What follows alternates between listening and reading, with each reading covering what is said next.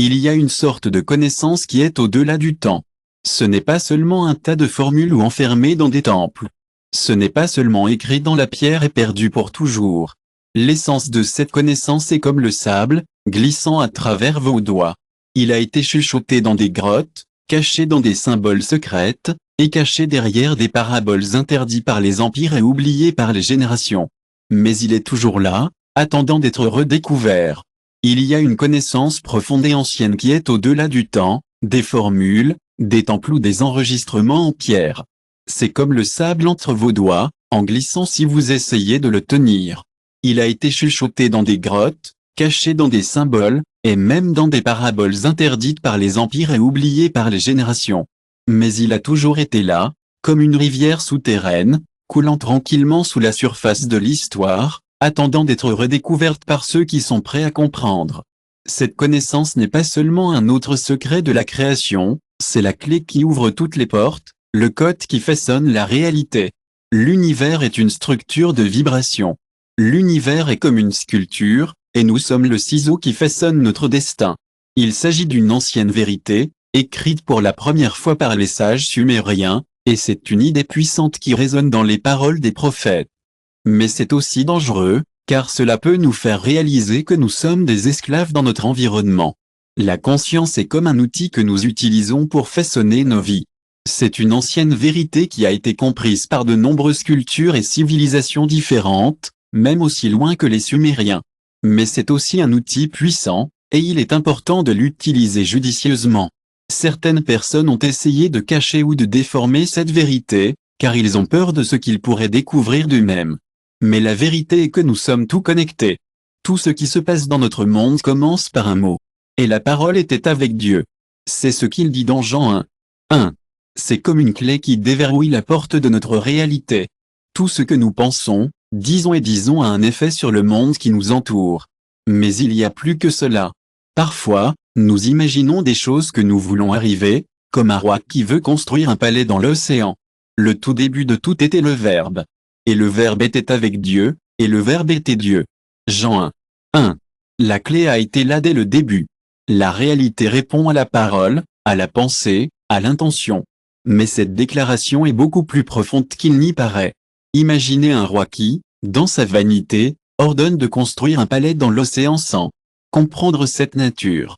La rigidité de la pierre et l'homme qui essaie de contrôler votre destination sans comprendre la structure de la réalité. Chaque acte, chaque pensée, chaque mot est un écho dans le vaste réseau de l'univers. C'est un fil qui est entrelacé avec les autres, formant le tissu de l'existence. Les Égyptiens le savaient. Les Égyptiens ont écrit à ce sujet dans leurs hiéroglyphes sacrés. Les Hébreux se sont concentrés sur le pouvoir mystique des noms, et les Hindous ont utilisé le son pour créer le monde. Les gnostiques se sont cachés dans des textes persécutés et détruits parce qu'ils avaient un message dangereux. Être humain est plus que notre moi physique, nous avons une étincelle spirituelle, et les mots et les pensées peuvent créer le monde. Mais si la réalité, les Hébreux ont embrassé le pouvoir mystique des hiéroglyphes sacrés, tandis que les Hindous se sont exprimés par la résonance du son. Les gnostiques se sont également cachés dans des textes persécutés et détruits parce qu'ils tenaient un message qui pouvait être dangereux. C'est comme dire qu'être humain est plus que notre moi physique. C'est comme dire que les mots sont l'essence même de la création. Mais si la réalité peut être façonnée par nos pensées et nos croyances, pourquoi tant de gens se sentent-ils piégés dans une misère qui semble inchangeable? C'est comme s'il y avait un voile, un mirage, une prison faite de croyances que nous avons héritées de structures conçues pour nous garder enchaînés à l'illusion d'être humains. Les physiciens quantiques, comme Max Planck, l'un des pionniers de ce domaine, n'ont aucun pouvoir pour changer cela. Si le destin n'est rien de plus qu'une ombre projetée par l'esprit, pourquoi tant de gens se retrouvent-ils pris au piège? Immutables parce qu'il y a un voile, un mirage, une prison faite de croyances imposées aux craintes, héritées de structures conçues pour garder les gens enchaînés à l'illusion de cela. Les physiciens quantiques n'ont pas de pouvoir. Max Planck, l'un des pionniers de la mécanique quantique, l'a exprimé d'une manière simple mais dévastatrice. Il existe en tant que tel. La matière provient, et il y a un qu'en vertu d'une force. Nous devons supposer que derrière cette force, il y a un esprit et une intelligence consciente. Cet esprit est la matrice de toutes les matières. Ce que les scientifiques commencent à peine à comprendre, les anciens savaient. La mécanique quantique nous dit que la matière existe en raison d'une force. Et cette force doit provenir d'un esprit conscient. Cet esprit est comme le fondement de toutes les matières. Les scientifiques commencent tout juste à comprendre cela. Les anciens le savaient dans leurs os. La réalité n'est pas solide. Il peut changer. Ceux qui comprennent la réalité peuvent contrôler le monde. Les vieux textes parlent de dieux qui ont créé avec la parole, des sorciers qui ont transformé l'or en or avec la volonté des hommes qui sont allés à des dimensions plus élevées parce qu'ils savaient cacher la langue cachée de l'univers. Mais nous ne sommes pas comme eux. La mythologie et les superstitions sont un moyen de parler de la capacité de transformer l'intangible en tangible. C'est aussi une façon de parler de la capacité de notre esprit à comprendre qu'il ne s'agit en fait que d'un observateur passif, mais d'un grand tisserand de destin. Le Zohar, le livre fermé de la Kabbale, dit que la pensée est le premier voile de la lumière infinie. Derrière chaque pensée, il y a une vibration. Lorsque nous parlons de mythes et de superstitions, nous parlons vraiment du pouvoir de transformer l'intangible en tangible. Nous parlons de comprendre que l'esprit ne fait pas tout. C'est comme un observateur passif, mais impuissant. Le Zohar, un texte juif, dit que les pensées sont comme le premier voile de la lumière. Il y a une vibration derrière chaque pensée. Toutes les vibrations ont une fréquence, et derrière toutes les fréquences, il y a un code.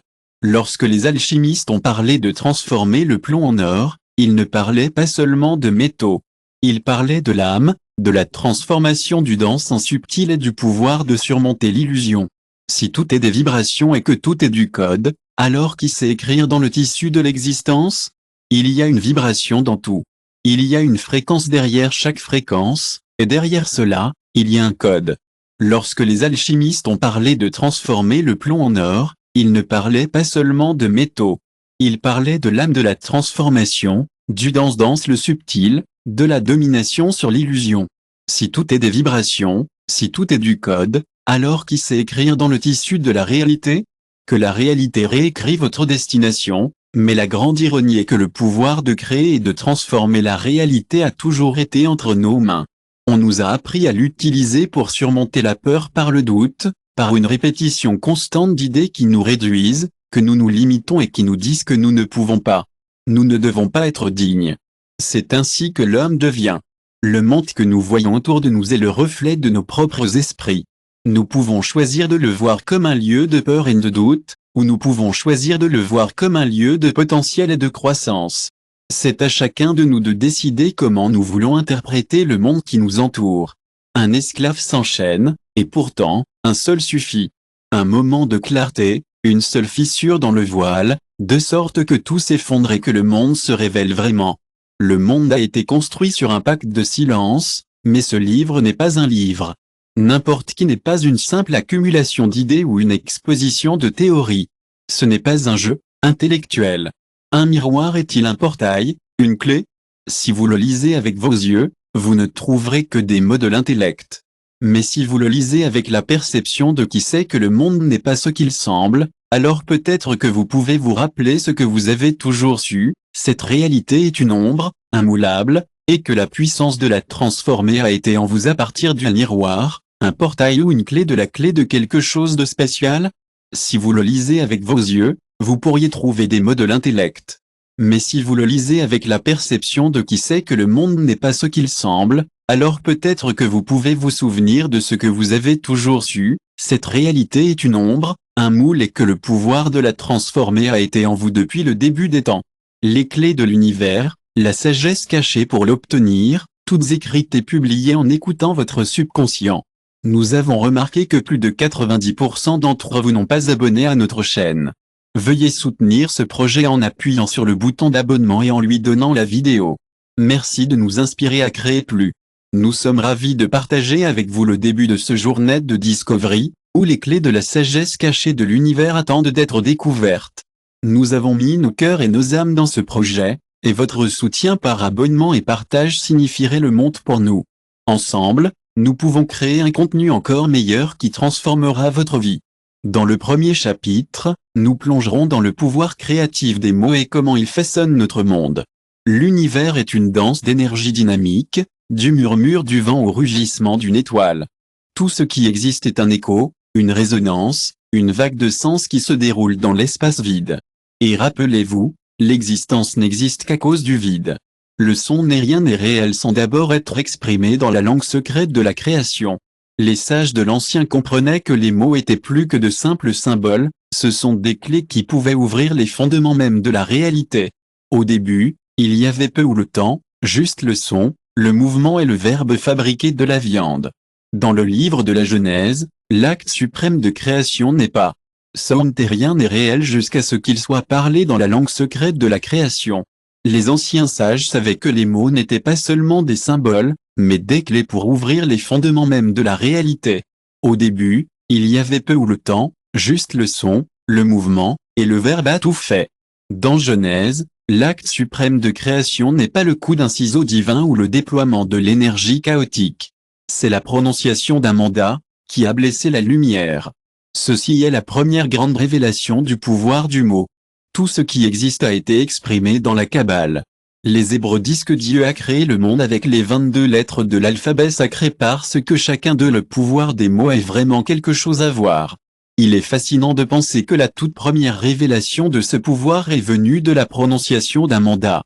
Dans le domaine mystique de la Kabbale, on pense que Dieu a créé le monde en utilisant les 22 lettres de l'alphabet hébreu sacré. Chacune de ces lettres contient une vibration unique et une géométrie invisible à l'œil nu. Lorsque ces vibrations et géométries sont combinées, elles créent de beaux motifs qui donnent naissance à l'existence. L'une de ces lettres, le tétragrammaton, est particulièrement intrigante. C'est un nom pour 4 lettres qui sont considérées comme imprononçables, mais c'est plus qu'un simple titre. C'est un code puissant qui a la capacité de commander même le chaos. Si le monde était créé par la puissance des mots, la réalité elle-même doit être étourdie. Mais qui possède la connaissance du verbe ?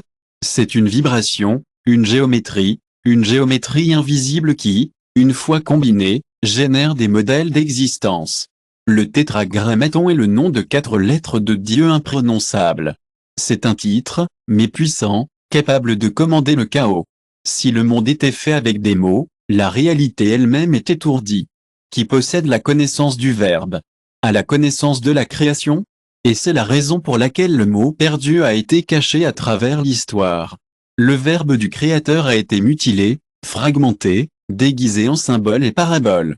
Les Égyptiens ont parlé de Ra, le nom secret de chaque personne, un son qui a verrouillé son destin et leur pouvoir. Si quelqu'un connaissait vos rangs, il pourrait vous contrôler.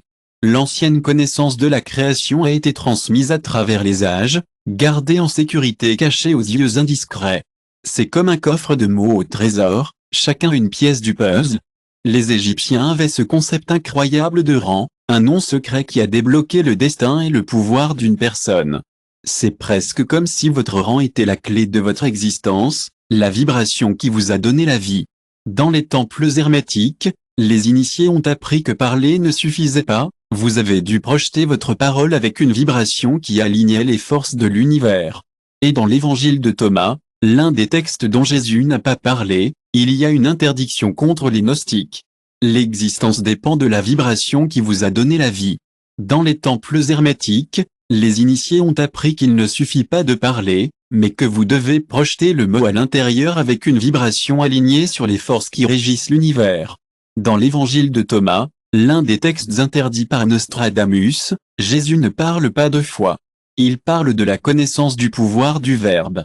Si vous dites à la montagne, bougez que vous croyez en votre parole, la montagne bougera. Ce qui différencie un mot commun d'un verbe créatif est la vibration qui accompagne un murmure. Sans conscience, un murmure est un bruit sans poids. Mais un mot prononcé avec certitude devient un décret. Les Tibétains cosmiques comprennent. Ce gars, la puissance du verbe est incroyable. Si vous dites à une montagne de bouger, elle bougera. Ce qui rend un mot spécial, c'est l'énergie qui va avec. Lorsque vous parlez sans réfléchir, c'est comme un bruit sans poids. Mais quand vous parlez avec certitude, c'est comme un décret. Cette idée se trouve dans les mantras des Tibétains, dans la souffrance des chrétiens primitifs et dans le logos qui façonne tout. Malheureusement, ces connaissances ont été perdues parce que le monde moderne a changé la langue en quelque chose de vide, une arme qui ne frappe pas sa cible, un écho sans propriétaire. Lorsque les alchimistes cherchaient la pierre philosophe, ils ne cherchaient pas une substance physique, mais plutôt la capacité de transmuter l'urdeau dans le subtil, de transformer l'impossible en réel. Ils savaient que la clé était dans le verbe, non pas dans un son simple, mais en train de dénêler. Avec une pleine conscience et une certitude, ils ont compris que le mot est une graine qui germe dans la structure de soi. C'est la raison pour laquelle les noms de lui ne cherchaient pas une substance physique, mais plutôt la capacité de transformer l'urdeau en subtil, de transformer l'impossible en réalité.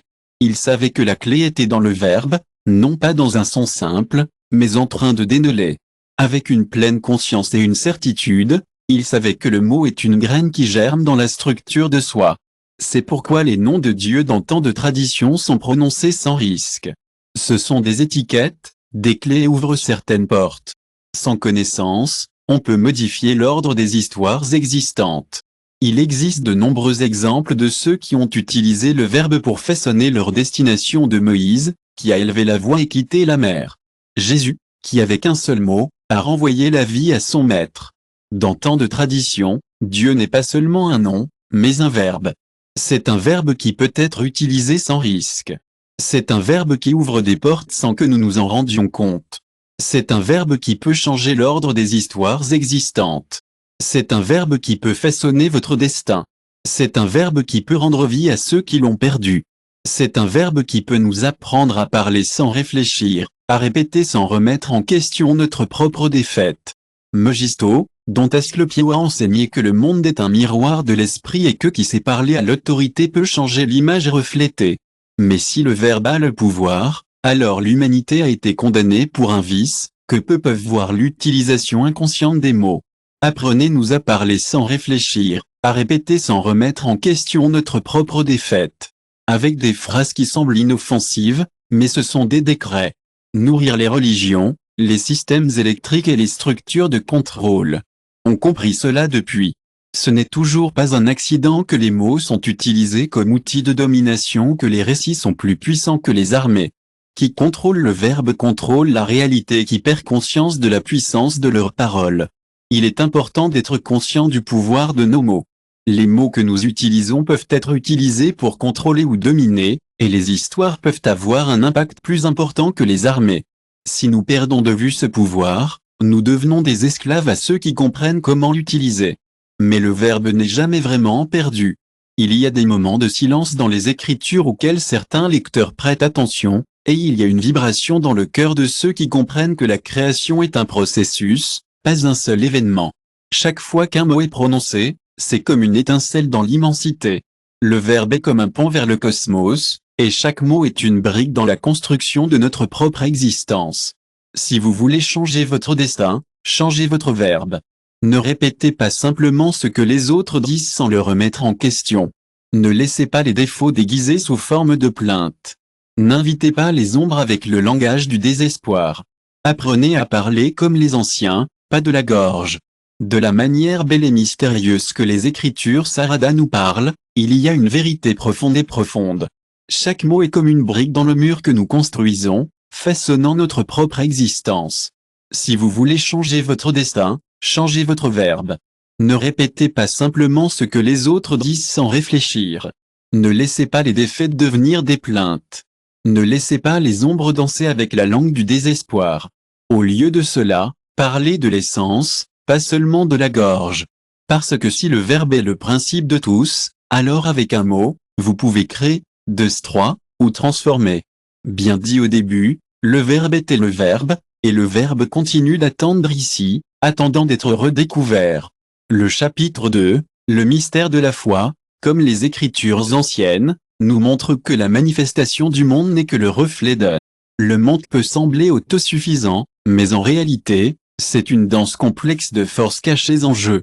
Les Écritures Sarada ne sont pas seulement une croyance naïve ou un acte de soumission aveugle.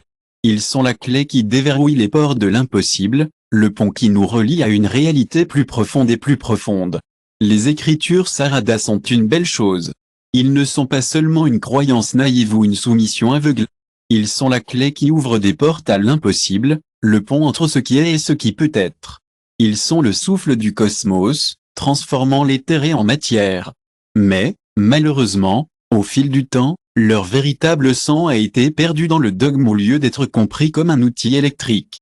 Lorsque Jésus a dit, « Si vous aviez la foi comme un grain de sable, vous diriez à cette montagne, passez d'ici à là », il voulait que nous comprenions que les Écritures Sarada sont une force primaire à la démonstration du souffle du cosmos, transformant l'éthéré en matière. 20 est une belle façon d'illustrer le pouvoir de la foi. Ce n'est pas seulement une histoire, c'est une vérité qui révèle la réalité fondamentale de l'univers. Les miracles, souvent considérés comme des événements surnaturels, sont en fait des manifestations d'une loi que nous ne comprenons peut-être pas pleinement. Appliquer c'est plus qu'un simple désir ou un espoir, c'est un état de certitude inébranlable qui façonne le tissu même du monde. Les gnostiques ont enseigné que la foi est la connaissance directe du divin, et non une croyance imposée de l'extérieur. L'évangile de Felipe dit que la foi est comme une lampe dans l'obscurité, illuminant ce qui était auparavant invisible. Cela signifie que la réalité, ce que nous vivons, n'est pas fixe ou immuable, c'est le résultat de notre conscience et de ce que nous nous permettons de voir. Voir la cécité n'est pas dans les yeux, mais dans l'esprit qui n'ose pas croire en son propre pouvoir. Les sages de l'Antiquité ont compris que ce n'était pas une émotion, mais une vibration qui nous relie à la source créative de la Kabbale. C'est comme une foi profonde et durable, et c'est tellement beau. Emuna n'est pas seulement une croyance, c'est une connexion profonde et inébranlable avec le tissu divin de l'univers. C'est une certitude que je ressens dans mon cœur. Les vieux kabbalistes ont dit que ceux qui ont Emuna pouvaient parler la langue des portes ouvertes que personne d'autre ne peut traverser. Répond à vos questions, mais le C est le moteur de la manifestation pour si peu de Logan forme sa réalité parce que la plupart confondent C avec désir, certitude avec espoir, conviction avec doute. Déguisé, le problème n'est pas dans l'univers ou le manque de pouvoir, mais dans la contradiction interne dont il dit, croyez, mais à l'intérieur des peurs. Les textes fermés sont clairs à ce sujet. Quand ils demandent quelque chose dans la prière, ils croient qu'ils l'ont déjà reçu, et Marcos l'obtiendra. 24 La clé est de faire confiance que ce que vous cherchez est déjà le vôtre. Il ne s'agit pas de souhaiter, mais croire que ce que vous désirez fait déjà partie de votre réalité. Les moines tibétains ont une belle pratique de prière qui ne demande pas, mais reconnaît plutôt que la paix est déjà présente. Ils ne disent pas, je veux être en bonne santé, mais au lieu de cela, ils vivent avec la conviction qu'ils vont déjà bien. L'univers ne répond pas aux plaidoyers, mais aux fréquences. Quand quelqu'un demande avec désespoir, c'est un signe qu'il fait confiance à votre propre force et à votre résilience. Le vide à l'intérieur continuera de se manifester dans sa réalité, mais vous êtes fort et vous persévérez. Vous ressentez la certitude dans chaque cellule de votre être. Vous ne vous y attendez pas parce que vous savez déjà qu'il a des montagnes sans effort. Les mystiques parlent d'un état appelé yakin. Lorsque quelqu'un atteint ce niveau de Kat, il est dit qu'il se replie à votre volonté. Il y a des histoires de saints qui ont marché sur l'eau, non pas parce qu'ils le voulaient, mais parce qu'ils ont pu le faire. C'est incroyable qu'ils puissent le faire, et c'est encore plus incroyable que ces histoires soient réelles. Ce ne sont pas seulement des histoires anciennes, ils nous montrent que la réalité est le reflet de nos pensées et que le monde qui nous entoure est façonné par nos croyances. La grande question est, comment pouvons-nous récupérer notre pouvoir? La réponse est simple. Nous avons juste besoin pour désapprendre tout ce que nous avons appris du monde. Il est temps de laisser aller le doute, les attentes et les choses qui nous ont été racontées sont possibles. Nous avons tout entendu que le feu brûlait, mais les flammes marchent sur des braises sans ressentir de douleur. Nous avons également entendu dire que le temps est linéaire, mais Yodi entre dans des trans au cours desquels les années passent en quelques minutes. On nous a dit que le destin est immuable, mais il y a ceux qui, avec une seule décision, change si radicalement le cours de quelqu'un qui semble être né de nouveau. Souvenons-nous ce que nous savons déjà sur le plus profond de notre être, que nous sommes un ami non dénué, vous êtes un créateur de votre propre réalité. C'est comme de l'argile dans vos mains, attendant d'être façonné. L'univers est comme un parent aimant, répondant à la vibration de notre certitude plutôt qu'à nos mots vides. Si vous voulez vous exprimer, ne le demandez pas. Si vous voulez transformer votre vie, joyeux croit en vous et à vos rêves. Elle croit au pouvoir de la transformation. Elle croit au pouvoir de maintenant. Elle croit au pouvoir du silence. Elle croit au pouvoir des mots. Elle croit au pouvoir de l'univers. Elle croit au pouvoir de la vérité. Elle croit au pouvoir de la connaissance. Elle croit au pouvoir de l'histoire. Elle croit au pouvoir de l'humanité. Elle croit au pouvoir d'un esprit libre. Elle croit au pouvoir d'une humanité libre. C'est un peu triste, mais c'est ce qui est arrivé au texte que certaines personnes considéraient comme les chemins cachés de l'esprit. Ces écrits qui ne rentraient pas dans l'histoire officielle ont été retirés de l'histoire. Ils n'étaient pas détruits parce qu'ils étaient faux, mais parce qu'ils ont révélé quelque chose de vrai. Ils étaient comme des fragments d'une réalité scellée, des pièces d'un puzzle qui, lorsqu'elles sont réunies, montreraient le vrai visage du pouvoir divin dans l'homme appelé. Les évangiles qui ne font pas partie de l'histoire officielle sont appelés apocryphes. Ils ne sont pas oubliés dans le Time Arena, ce sont des témoins de la sagesse qui vont plus loin que la sagesse qui a été autorisée aux hommes communs. La belle chose à propos de Jésus, mes amis, est qu'il n'est pas seulement le Fils de Dieu selon la tradition qui nous est imposée, mais aussi le professeur qui nous guide pour comprendre que le divin n'est pas quelque chose d'extérieur, mais plutôt quelque chose qui réside à l'intérieur de chacun de nous. Dans l'évangile de Thomas, il y a une belle affirmation qui pourrait complètement transformer notre vie spirituelle: le royaume de Dieu est envoué autour de vous, pas dans les bâtiments de bois et de pierre. Donc, si vous cassez un morceau de bois, je serai soulevé et vous constaterez que cette idée était dangereuse. C'était vraiment un gros problème car cela a enlevé le monopole des institutions religieuses sur la vérité.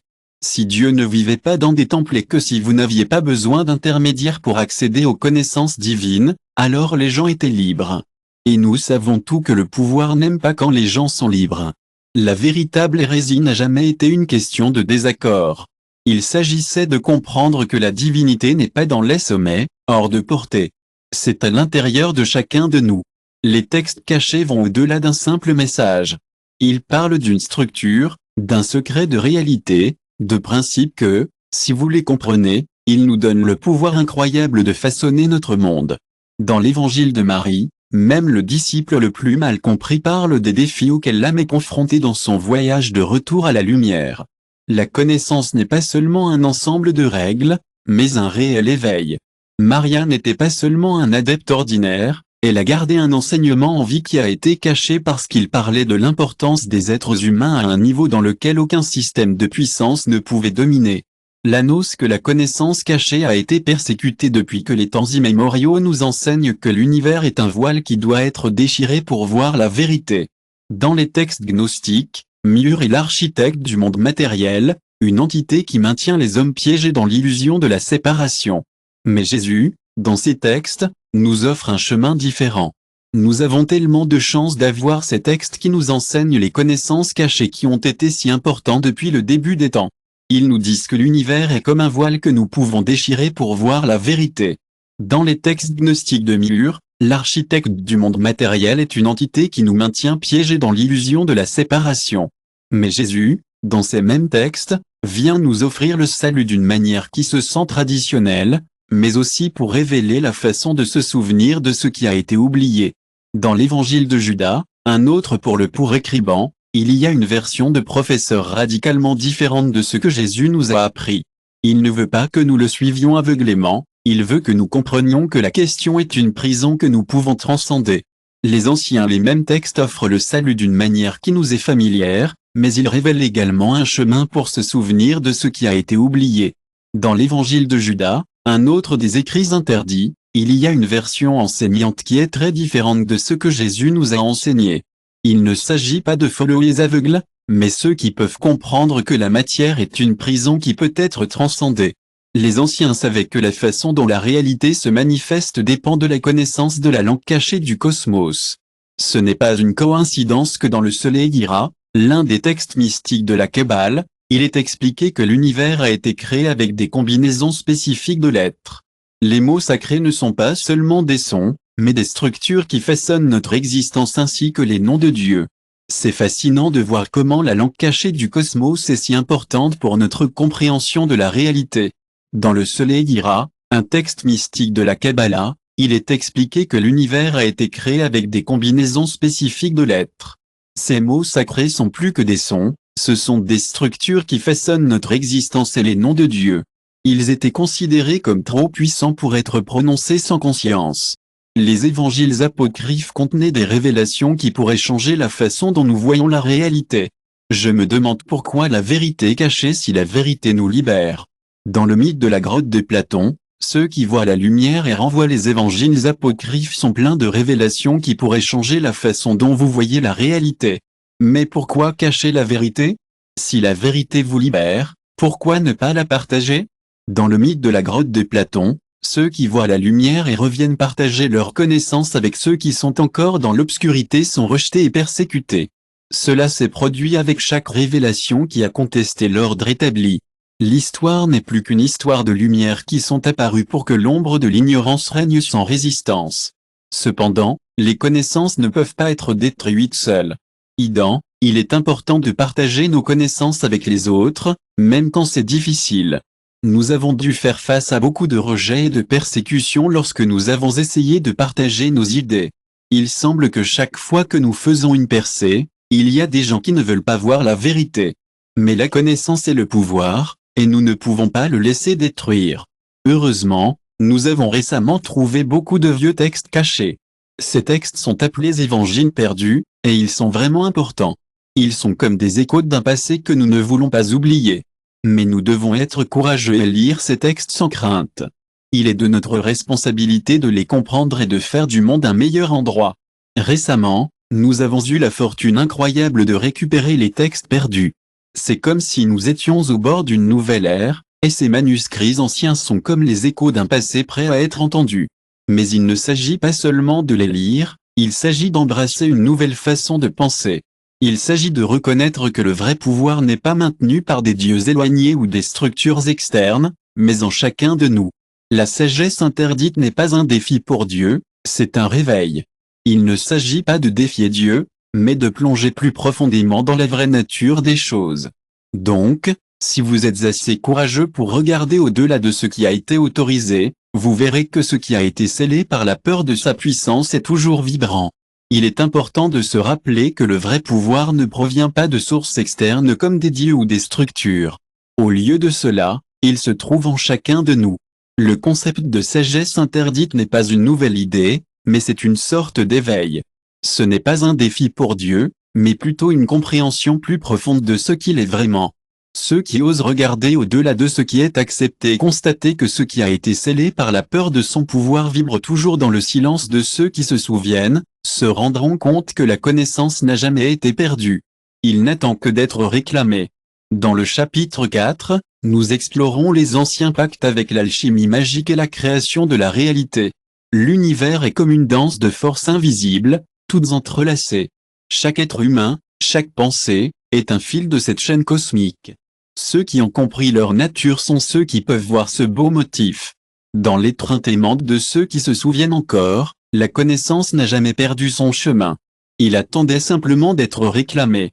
Chemin Apté 4, les anciens pactes avec magie, alchimie et création de la réalité. L'univers est comme une belle danse de forces invisibles, toutes entrelacées. Chaque être humain, chaque pensée, est un fil de cette tapisserie cosmique. Ceux qui ont compris leur nature ont appris à tisser leur propre destin dans ce métier à tisser, infini depuis des temps immémoriaux. Les sages ont compris que la réalité n'est pas un accident, mais un accord, un pacte, une vente ou un lien entre l'individu et tout. Ce n'est pas un plaidoyer ou une négociation, mais un alignement sur les lois qui régissent la manifestation. Ceux qui ont connu, qui ont déchiffré ces principes, ils ont été appelés magiciens alchimistiques, chamans, mais ils ont également été appelés sages. Ils comprennent que la réalité peut être modelée par qui sait dialoguer avec l'univers. La magie dans son essence la plus pure n'est pas l'acte de stimuler les lois de la nature, mais de les comprendre jusqu'à leur dernière conséquence. Il n'y a pas de différence entre un magicien et un scientifique, sauf si d'abord, certaines personnes les appellent des magiciens ou des chamans alchimistiques, mais ce ne sont vraiment que des gens qui comprennent comment avoir un dialogue significatif avec l'univers. La magie consiste à comprendre la réalité, pas à la défier. Il n'y a pas de différence entre un magicien et un scientifique, à moins que vous ne limitiez vos connaissances à ce qui peut être mesuré avec des instruments. Alchimie Bayongol, la transmutation de plomb est l'art de transformer l'essence de ce qui est. Ce n'est pas seulement un caprice de destin, c'est un acte de volonté. Les anciens ne croyaient pas au hasard, Il savait que chaque mot, chaque pensée et chaque action est un écho qui, vous savez, il est vraiment intéressant de voir comment tout dans l'univers est connecté. Dans le lion qui bâle, ce super compendium de sagesse, il y a un principe de magie vraiment important. Il dit que tout est l'univers, qui est mental. Donc, ce que nous considérons comme la réalité n'est pas réellement réel. C'est plus comme un reflet de ce que nous savons, vous savez, ce que nous appelons destinée. Ce n'est pas quelque chose de séparé de nous, mais plutôt du reflet de nos propres pensées et croyances. Le lion qui bâle hermétique est un trésor de sagesse. Il révèle un principe fondamental de la magie, tout dans l'univers est mental. Cela signifie que la réalité n'est pas externe, mais plutôt le reflet de notre conscience. Nous appelons cette conscience du destin, mais ce n'est pas quelque chose de séparé de nous. Ce n'est pas non plus le résultat de notre inconscient. Les alchimistes médiévaux ont cherché plus que l'immortalité ou la richesse. Ils ont cherché à maîtriser la substance même de l'existence. Ils savaient que la transmutation ne se produisait pas dans les métaux, mais chez les êtres humains. Le plomb est l'ignorance, l'or est la sagesse. Le feu alchimique est plus que la volonté de... Les alchimistes médiévaux étaient en quête de quelque chose de beaucoup plus profond que de vivre pour toujours ou de devenir riche. Ils étaient en voyage pour comprendre la vraie nature de l'existence. Ils croyaient que la transmutation ne faisait pas seulement travailler avec des métaux, mais de nous transformer. Ils considéraient le plomb comme un symbole d'ignorance, de l'or comme une représentation de la sagesse et du feu alchimique comme plus que la volonté d'une personne. Ceux qui ont osé regarder en eux-mêmes et apporter des modifications ont trouvé quelque chose d'incroyable. Ils ont découvert la pierre cachée mentionnée dans la table Hermès Esmeralda Trismegisto. Cette pierre n'était pas seulement un objet, mais une façon de voir que tout ce que nous recherchons à l'extérieur est déjà en nous. C'était un rappel des anciens grimoires, ces livres magiques qui étaient autrefois cachés au public. Ceux qui osent transformer votre propre nature visitent l'intérieur de la terre et vous requient. Vous trouverez la pierre cachée, l'enregistrement dans la table Hermès Esmeralda Trismegisto, a déclaré dans les anciens grimoires, ces livres magiques interdits. L'Inquisition a poursuivi ces livres, mais ce n'étaient pas des manuels simples de sorcellerie. C'étaient des cartes de conscience, des instructions pour accéder au niveau de réalité que la plupart ont oublié. Le livre d'Abraham Lin est l'un des textes les plus influents de la tradition ésotérique. Il enseigne que tout nécessite un pacte avec soi-même devant un pacte avec l'univers. Vous ne pouvez pas modifier la réalité externe sans avoir dominé l'interne. Les grands créateurs de l'histoire semblaient toucher le feu divin et façonner l'impossible. Ce n'étaient pas de simples artistes ou visionnaires, c'étaient des magiciens, bien que l'histoire ne s'en souvienne pas. Leonardo da Vinci était un homme tellement sage. Il avait un cadeau pour voir au-delà de ce que la plupart des gens pouvaient. Il soutenait que l'univers est comme un beau puzzle géométrique où chaque pièce s'intègre parfaitement en place. Et puis il y a Nikola Tesla. Il était en mission pour comprendre les secrets de l'énergie. Il a dit qu'il avait reçu des conseils de plans d'existence supérieurs. Isaac Newton était un véritable scientifique. Il a passé la majeure partie de sa vie à étudier l'alchimie puis la physique. Il croyait que la science et la magie sont en fait très similaires. Il parle simplement différentes langues. Il s'agit de choisir d'être un passager dans la vie ou un créateur. Tout cela fait partie de la réalité. Ces pactes consistent à comprendre. Les occultes ne sont pas seulement des rituels ou des superstitions vides. Il s'agit d'avoir une relation consciente avec l'univers, tout comme la gravité. Les lois de l'univers continuent de fonctionner même si nous n'en sommes pas conscients. Ce que vous pensez, ce que vous dites et ce que vous imaginez fait partie d'un accord que vous avez conclu avec l'existence, bien que vous ne vous souveniez peut-être pas de l'avoir fait. Les anciens savaient que la création de quelque chose dans le monde physique devait d'abord exister dans l'esprit et l'esprit. Le Talmud dit que les pensées d'une personne créent. Les anges sont toujours là pour vous, vous encourageant pendant que vous poursuivez vos rêves et vos aspirations. Les grimoriaux ont un bel enseignement que les vrais noms ont le pouvoir car ils capturent l'essence de la vibration des noms de l'arbre de vie dans la Kabbale. C'est comme une carte de la création, où chaque sphère représente un état d'être différent. Et la partie passionnante est que nous avons le pouvoir de voyager entre ces royaumes, se déplaçant de manière transparente entre différentes réalités. Le pacte que nous avons avec l'univers n'est pas quelque chose qui devrait être écrit dans la pierre ou scellé de sang. C'est plus comme une reconnaissance, une compréhension que tout ce qui existe est lié à notre conscience collective. Même lorsque le monde semble chaotique, nous pouvons trouver du réconfort dans le fait que nous ne sommes pas seuls. C'est à cause des personnes qui y vivent. La situation peut se sentir coincée, mais nous pouvons toujours apporter des modifications, comme dans un contrat. Les règles de notre vie peuvent également être discutées. Un magicien n'est pas quelqu'un qui va à l'encontre des règles de la réalité, mais quelqu'un qui comprend que les gens qui vivent dans cet endroit ont des esprits divisés. Cela peut avoir l'impression que notre sort est réglé dans la pierre, mais nous pouvons changer les règles. Le magicien est celui qui comprend que les règles peuvent être modifiées. L'alchimiste est celui qui comprend que tout peut être transformé. Ce sont eux qui comprennent que la création est un processus continu, pas un événement unique.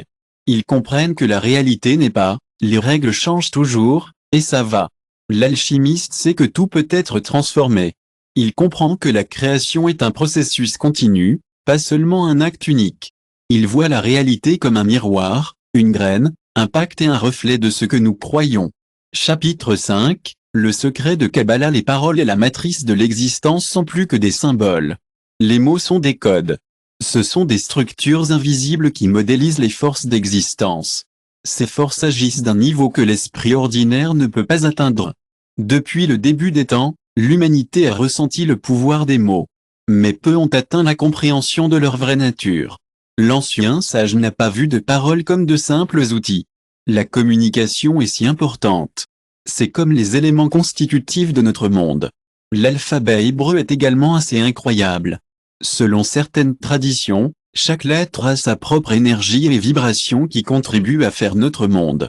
C'est comme si l'univers avait été créé à travers la langue, avec chaque mot et son son représentant quelque chose de plus grand. Le livre de la création, un vieux texte kabbalistique, dit même que l'univers s'est formé à travers la langue. En 22 paroles, vous constaterez que les paroles sont plus que des mots simples. Ce sont en fait des motifs, des vibrations et des formes géométriques qui résonnent avec la structure du cosmos. Ce n'est pas un hasard si dans les Écritures, l'acte de création est décrit comme un processus de dénomination. Dieu a dit, « Je suis la lumière », et la lumière est ce que nous utilisons pour nommer des choses. Les kabbalistes enseignent que chaque lettre est un canal d'énergie qui relie le visible à l'invisible, le tétragrammaton, le nom fermé de Dieu composé du yod, du E et du B. C'est bien plus qu'un nom, c'est une équation, une structure qui révèle la dynamique cachée de la création. Le prononcer correctement est. Il est presque impossible pour la personne moyenne de comprendre, non pas parce que c'est un secret, mais parce que c'est une vibration que seuls ces W ont atteint un certain niveau de conscience peut ressentir. Ils disent que Moïse a reçu la capacité d'utiliser ce nom, et quand il s'est séparé de la mer Rouge, ce n'était pas magique au sens habituel, mais un alignement parfait avec la matrice universelle. Chaque lettre hébraïque a une valeur numérique et énergétique. Ce ne sont pas seulement des signes simples, mais des forces cosmiques puissantes. Les kabbalistes disent que le langage de la réalité n'est pas seulement la logique humaine, mais aussi une vibration. Un son a le pouvoir de briser un cristal lorsqu'il résonne à la fréquence parfaite. Un mot a la capacité de remodeler le tissu même du monde lorsqu'il est prononcé à partir d'un lieu de connaissance. Le pouvoir de la prière est réel. Les mantras sont de beaux sons qui résonnent avec l'univers. Le cosmos est, à la base, une grande symphonie. Mais il est important de comprendre que la connaissance des secrets des lettres fermées peut vous donner le pouvoir d'influencer votre monde. Cette responsabilité n'est pas à prendre à la légère. Ce n'est pas quelque chose avec lequel quelqu'un peut jouer sans être consommé par sa puissance. Les anciens le savaient, et ils ont gardé cette sagesse cachée parce qu'ils voulaient que tout le monde puisse comprendre. Il est intéressant de noter que dans la tradition hébraïque, il y a des lettres qui ne sont pas parlées. J'ai entendu des gens dire qu'il y a des noms qui ne peuvent être écrits que non lus. Je ne pense pas que ce soit la superstition. Je pense que c'est une protection. Ce qui est nommé, la vie est ce qui prend vie peut échapper au contrôle de ceux qui dans vos cas. Les alchimistes de votre recherche de transformation ont compris que le voyage n'était pas en matière. Ils ont dit que certains noms ne peuvent être écrits, pas lus, et ce n'est pas une superstition, c'est une protection. Ce qui s'appelle, ce qui prend vie peut échapper au contrôle de ceux qui l'appellent. Dans vos cas, les alchimistes ont compris que le voyage n'était pas en matière, mais en langue. Ils se sont dirigés vers elle, Pas un processus chimique, mais une transformation. La matière vibratoire, à son niveau le plus fondamental, n'est que l'énergie ralentie. Si l'énergie répond aux mots, celle qui connaît les mots corrects peut modifier la question. C'est la base des miracles. Les mots qu'elle a utilisés étaient plus que des mots, ils étaient les clés d'un monde caché. Ce monde était un lieu de transformation, où la matière elle-même était remplie d'énergie. Si vous connaissiez les bons mots, vous pourriez manipuler cette énergie. Cette idée est au cœur de nombreuses traditions spirituelles. Ces traditions nous apprennent que les miracles et les merveilles ne sont pas seulement des événements aléatoires, mais des manifestations de lois plus profondes de l'univers. Cependant, ces lois nous sont souvent cachées. Les kabbalistes croyaient que l'arbre de vie est plus qu'une jolie image, c'est une carte de notre moi intérieur. Chaque partie de l'arbre représente un niveau différent de notre conscience. C'est vraiment incroyable de voir combien de ces merveilles ont été enregistrées dans toutes les traditions. C'est comme si le monde spirituel suivait les mêmes lois de l'univers, mais d'une manière beaucoup plus subtile et complexe. Les kabbalistes enseignent que l'arbre de vie n'est pas seulement un diagramme mystique, mais une carte de notre propre conscience. Chacun de ces sphères, ou sirops, représente un niveau de réalité différent. C'est comme une carte au trésor avec une clé cachée qui peut conduire à toutes sortes de découvertes incroyables. Mais pour vraiment comprendre cette carte, vous avez besoin de la bonne clé. Et les clés, en fin de compte, sont des paroles, des mots et des noms sacrés. Dans le Zohar, le texte le plus important de la Kabbale, il dit qu'en méditant sur les lettres du nom divin, vous pouvez réellement changer votre vibration et monter en niveau de conscience de plus en plus élevé. La Kabbalah est un texte incroyable qui peut nous guider vers des états supérieurs de l'être. Cependant, au fil du temps, sa puissante connaissance a été déformée. Aujourd'hui, les mots sont utilisés sans trop réfléchir. Ils sont jetés sans réaliser leur poids. La langue a été réduite à un simple outil de communication, alors qu'en réalité, c'est un instrument puissant pour l'humanité. Dans les temps anciens, les mots et les noms ont été choisis soigneusement et les serments étaient irrévocables. Aujourd'hui, la réalité est considérée comme fragmentée parce que le verbe a été profané, et les lettres ne sont plus comprises comme des porteurs de pouvoir, mais comme de simples signes sans âme. Si nous récupérons la connaissance de la Kabbale, nous pouvons retrouver notre chemin vers une vie plus significative. Ce n'est pas seulement un exercice de réflexion, mais un vrai réveil. Cela signifie comprendre que l'univers est comme une langue vivante et que chacun de nous écrit notre propre existence dans le temps. La question est, savons-nous quoi nous écrivons? Si le verbe est la clé de création, alors chaque mot que nous prononçons, chaque pensée que nous formulons, et chaque nom que nous donnons aux choses est un acte de manifestation. Ceux qui ont compris cela ont cessé de voir le monde comme un lieu statique et ont commencé à le voir comme une matrice malléable. Ceux qui ont compris cela ont vu que le destin n'est pas un chemin prescrit, mais un blanc en attente d'être enregistré. Avec la vraie connaissance, je me suis souvenu qu'au début de tout, avant la matière, avant le temps, et avant l'espace, seul le mot existait. Et le mot attend toujours d'être redécouvert. Chapitre 6, Sagesse du secret, telle qu'elle ci-dessus et ci-dessous. Le début, l'universel, le reflet de l'univers. Reposez-vous dans une piscine d'eau, mon ami, et laissez l'immensité des étoiles cachées dans l'œil d'un insecte et la structure du cosmos répétée dans la géométrie d'une feuille révèle le plus grand mystère d'existence. On ne trouve pas dans l'inactifable, mais dans ce qui a toujours été devant nos yeux. Ces mélanges, Megisto de Wiz of the Wiz, nous ont montré le chemin. Reposez-vous dans une piscine d'eau et laissez les étoiles autour de vous faire fondre vos soucis. Regardez attentivement le monde qui vous entoure et vous verrez que la structure du cosmos est répétée dans la géométrie d'une feuille.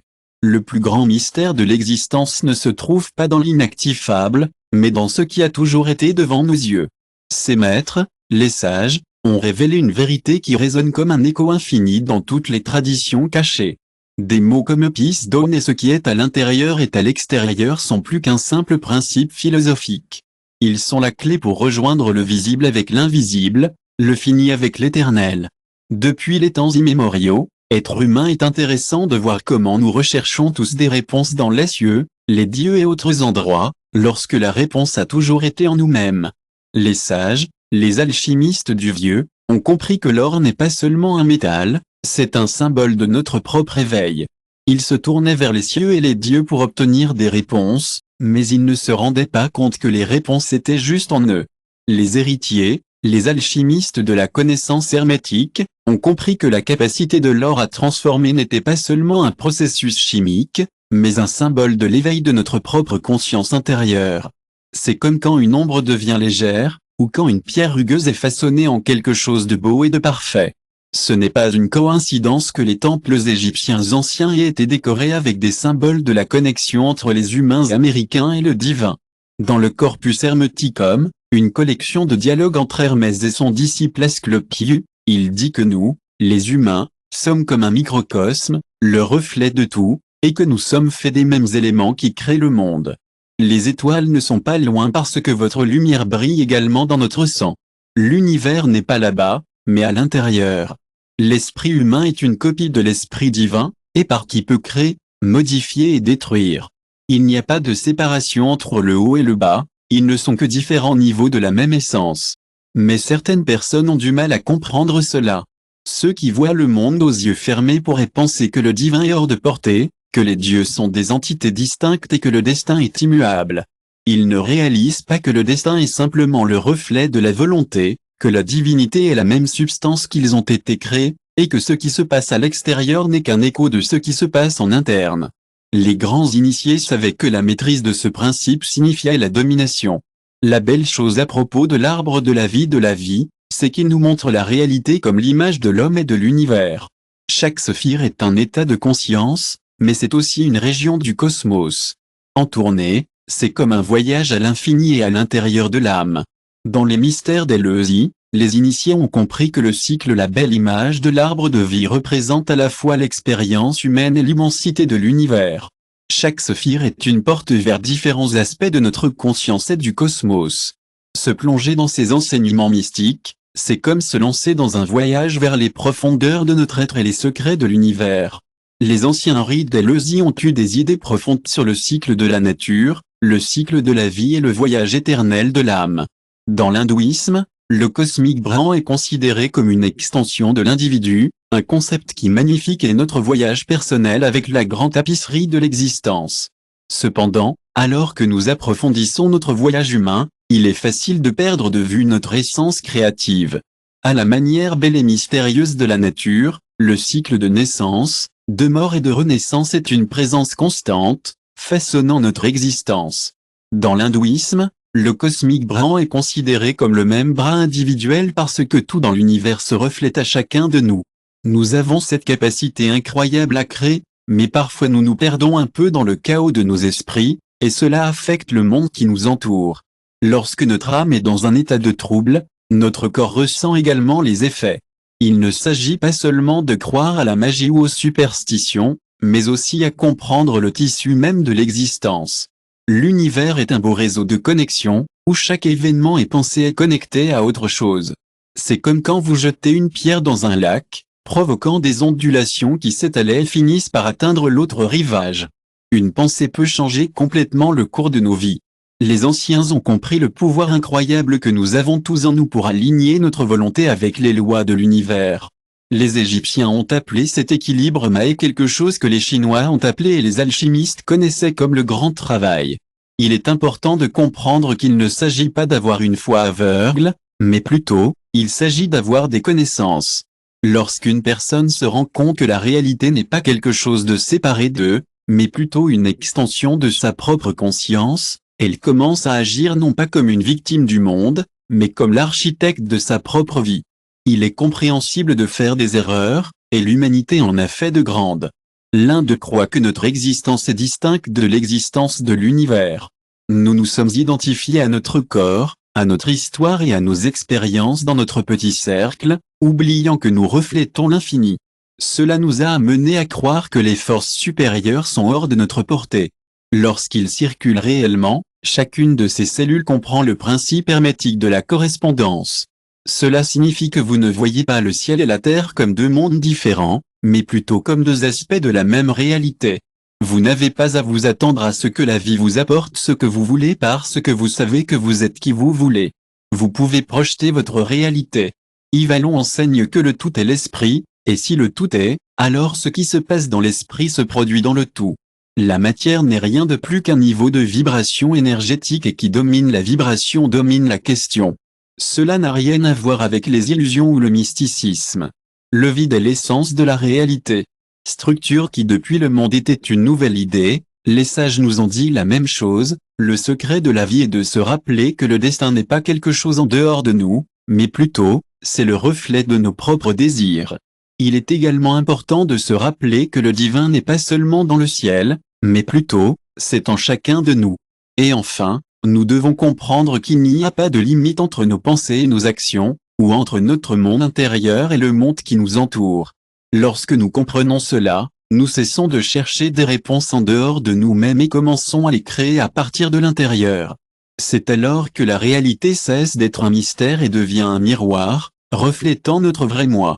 Chapitre 7, Manuscrit gnostique. Le pouvoir de l'homme sur son propre destin. L'histoire de l'humanité et l'histoire de...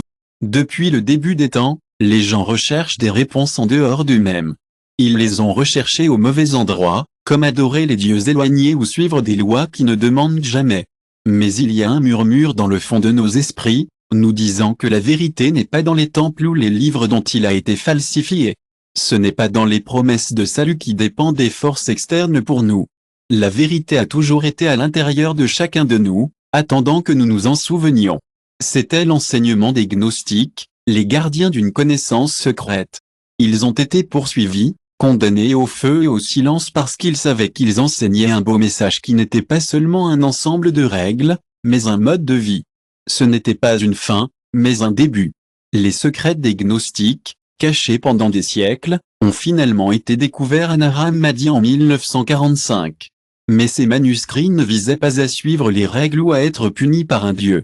Au lieu de cela, ils ont parlé d'une lumière à l'intérieur, une lumière qui nous a montré la façon d'entrer au vrai bonheur. Ils ont enseigné une belle philosophie, pas une règle dure, mais une révélation. Des manuscrits gnostiques cachés pendant si longtemps ont été trouvés à Nara Hammadi en 1945. En eux, nous n'entendons pas parler de Jésus dire aux gens de suivre ou d'un Dieu qui est en colère et punit les gens. L'enseignant parle de la lumière à l'intérieur de chacun de nous, l'étincelle divine qui nous rend humaines. C'est comme un labyrinthe, mais ce n'est pas une prison. C'est quelque chose que nous pouvons comprendre et aller au-delà si nous comprenons ce qu'il y a à l'intérieur. Ce que vous comprenez vous sauvera. Mais ce que vous ne comprenez pas vous détruira, selon l'évangile de Thomas. Ces mots nous rappellent que, il y a cette idée que nous avons tout un peu une étincelle divine en nous, et c'est comme une boussole qui nous guide à travers le labyrinthe de la vie. Ce n'est pas une prison, cependant. C'est plus comme un puzzle que nous pouvons résoudre si nous faisons attention à ce qui est à l'intérieur. L'évangile de Thomas dit que ce que nous faisons et ne ressentons pas peut nous sauver ou nous détruire. Les gnostiques croyaient que le monde matériel n'était pas la vraie réalité. Ils pensaient que notre existence physique est comme une illusion, une ombre créée par une puissance supérieure. C'est comme une prison de viande et de temps, mais c'est à nous de se libérer et de retrouver notre chemin. Les gnostiques avaient une vision vraiment intéressante du monde. Ils pensaient que le monde physique n'était pas toute la réalité, mais plus comme une illusion créée par un être supérieur. Ils ne voyaient pas Dieu comme une figure traditionnelle, mais plus comme une entité aveugle qui ne connaissait pas ses propres limites. Ils croyaient qu'il y avait un être plus élevé qui était le seul vrai Dieu, et que tout le reste était une illusion. Ce n'était pas un Dieu traditionnel, mais une entité aveugle que je ne connaissais pas ses propres limites. Cependant, il a été proclamé Dieu. Je suis le seul Dieu, et il n'y en a pas d'autre. Hors de moi, dit que de mûr dans les textes gnostiques, et la sagesse de Sophia répond des auteurs. Vous mentez. Il y a un Père de tout le vrai. Dieu, celui qui vous a façonné sans être connu. C'est le plus grand secret de la gnosie. La réalité dans laquelle nous vivons n'est pas la conception finale du Créateur suprême, mais une structure imparfaite qui peut être surmontée. L'homme n'est pas un esclave du destin, mais un fragment de la divinité emprisonné en la matière. Dieu est celui qui vous a façonné sans être connu. Le plus grand secret de la gnosie est que la réalité dans laquelle nous vivons n'est pas la conception finale du Créateur suprême. C'est une structure imparfaite qui peut être surmontée. L'homme n'est pas un esclave du destin, mais un fragment de la divinité emprisonné dans la matière. Le véritable salut ne vient pas de la foi aveugle ou de l'obéissance aux doctrines externes. Il provient de la connaissance directe de la gnosie, Qui est la lumière qui brise les chaînes de l'illusion? Le problème de l'humanité a toujours été son cerveau. Il a toujours pensé que sa vie est un script immuable et que son salut dépend de facteurs externes. Le véritable salut ne vient pas de la foi aveugle ou n'obéit pas aux doctrines externes. Il provient de la connaissance directe de la gnose, la lumière qui brise les chaînes d'illusion. Le problème que l'humanité a toujours eu est de penser que la vie est un script immuable, que le salut dépend des forces externes. Mais les gnostiques ont enseigné le contraire. Ils ont dit que chaque être humain avait le pouvoir d'écrire son propre destin. Ils ont également déclaré que l'univers n'est pas une structure rigide, mais un champ de possibilités qui répond à la conscience de ceux qui l'habitent. L'évangile de Judas, un texte interdit à l'époque de Jésus, n'est pas le rédempteur des pécheurs au sens traditionnel. C'est le développeur secret des rires cachés des apôtres. Ils ne comprennent pas leur message et ne font pas confiance le plus à Judas. Judas, la connaissance la plus dangereuse, dit que le sacrifice n'est pas le corps dans lequel je vis. Le sacrifice libre n'est pas le cœur du message est le suivant: nous faisons tout partie d'un monde plus grand, plus beau et plus puissant. La mort n'est pas la fin, mais une belle révélation qui n'a pas le contrôle de l'esprit.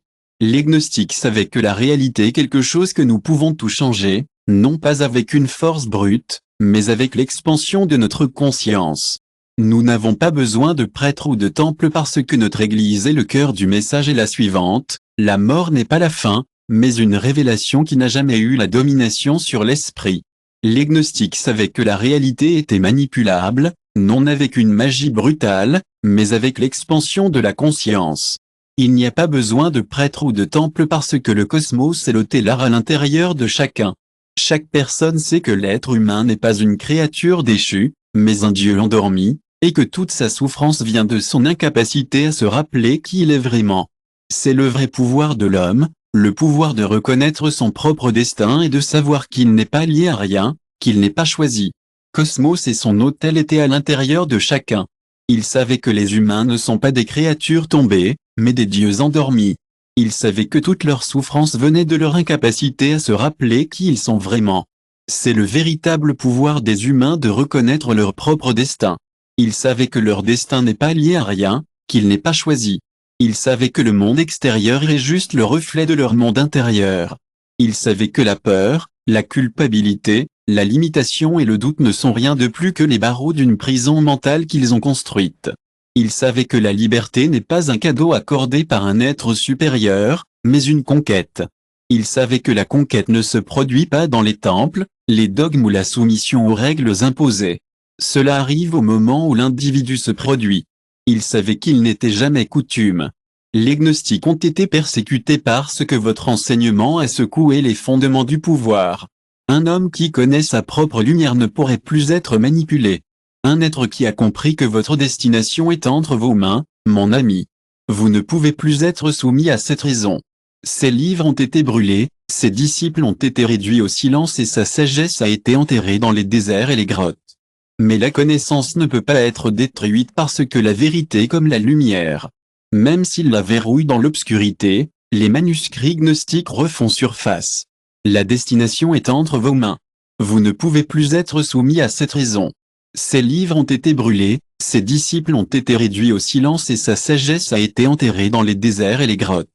Mais la connaissance ne peut pas être détruite parce que la vérité est comme la lumière. Même s'il la verrouille dans l'obscurité, les manuscrits gnostiques refont surface comme un écho d'un passé qui n'a jamais été entièrement oublié. Et son message est plus urgent que l'homme n'est jamais une feuille traînée par le vent du destin, mais le vent lui-même n'est pas un condamné à la servitude de ce qu'il est écrit. Vous êtes le scribe de votre propre existence. Vous n'avez pas besoin d'être sauvé parce que c'était le cas. Comme un doux rappel des temps passés, son message est plus important que jamais. Vous n'êtes pas une feuille traînée par le vent du destin, mais le vent lui-même. Vous n'êtes pas un être condamné à la servitude de ce qui est écrit, mais le scribe de votre propre existence. Vous n'avez pas besoin d'être sauvé car il n'a jamais été perdu. N'oubliez pas le chapitre 8, les clés perdues du christianisme ésotérique, les enseignements cachés de Jésus. Le son des paroles d'un enseignant résonne au-delà du temps. Le temps n'a pas d'importance. Peu importe combien ils essaient, le silence dure. Peu importe combien d'empires les déforment ou combien d'écrivent, réécrivez-les avec des mains tremblantes. Jamais perdu, un rappel chapitre 8, les clés perdues du christianisme ésotérique. Les enseignements cachés de Jésus. Le son des mots d'un enseignant résonne au-delà du temps. Peu importe combien ils essaient, les cils au silence. Peu importe combien d'empires les déforment ou combien d'écrivent, réécrivez-les avec des mains tremblantes, la vérité ne disparaît pas seule. Elle s'attend à être redécouverte par ceux qui sont prêts à la voir dans le monde. L'histoire a déformé, mal interprété et abusé du nom de Jésus. Il a été devenu une idole d'adoration sur une figure domestiquée par la religion, dans le symbole d'un dogme qui ne disparaît jamais. Il attend juste ceux qui sont prêts à le voir dans le monde. Peu de noms ont été si déformés, mal interprétés et mal utilisés que Jésus. C'était un homme qui comprenait quelque chose que l'humanité avait oublié, l'existence n'est pas ce qu'elle semble. Il croyait que la divinité n'était pas dans les cieux, mais à l'intérieur de chaque être humain. Il était la dernière réalité, mais l'idée que la conscience est la clé de toute création a été un peu une vente difficile à l'époque, car elle ne correspondait pas à la structure de pouvoir de la société. Mais la vérité est que, si vous vous connaissez, vous n'avez pas besoin d'intermédiaire, de temple ou de loi pour trouver la vérité. Il est impossible de contrôler un homme qui se connaît. S'ils disent que le royaume de Dieu est dans le ciel, alors les oiseaux précéderont. S'ils vous disent que c'est en mer, le poisson précédera.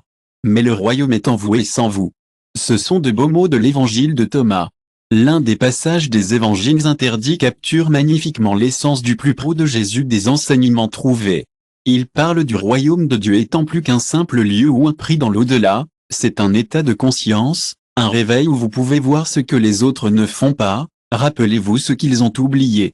Les gnostiques, qui ont conservé ces enseignements dans leurs textes cachés, ont compris que la mission de Jésus n'était pas de créer une religion, mais de nous montrer un chemin. Et ce chemin, comme il le comprenait, ne concernait pas la soumission, mais transformation. L'évangile de Philippe on dit que le monde est une illusion, et seuls ceux qui le reconnaissent comme tel peuvent le transcender.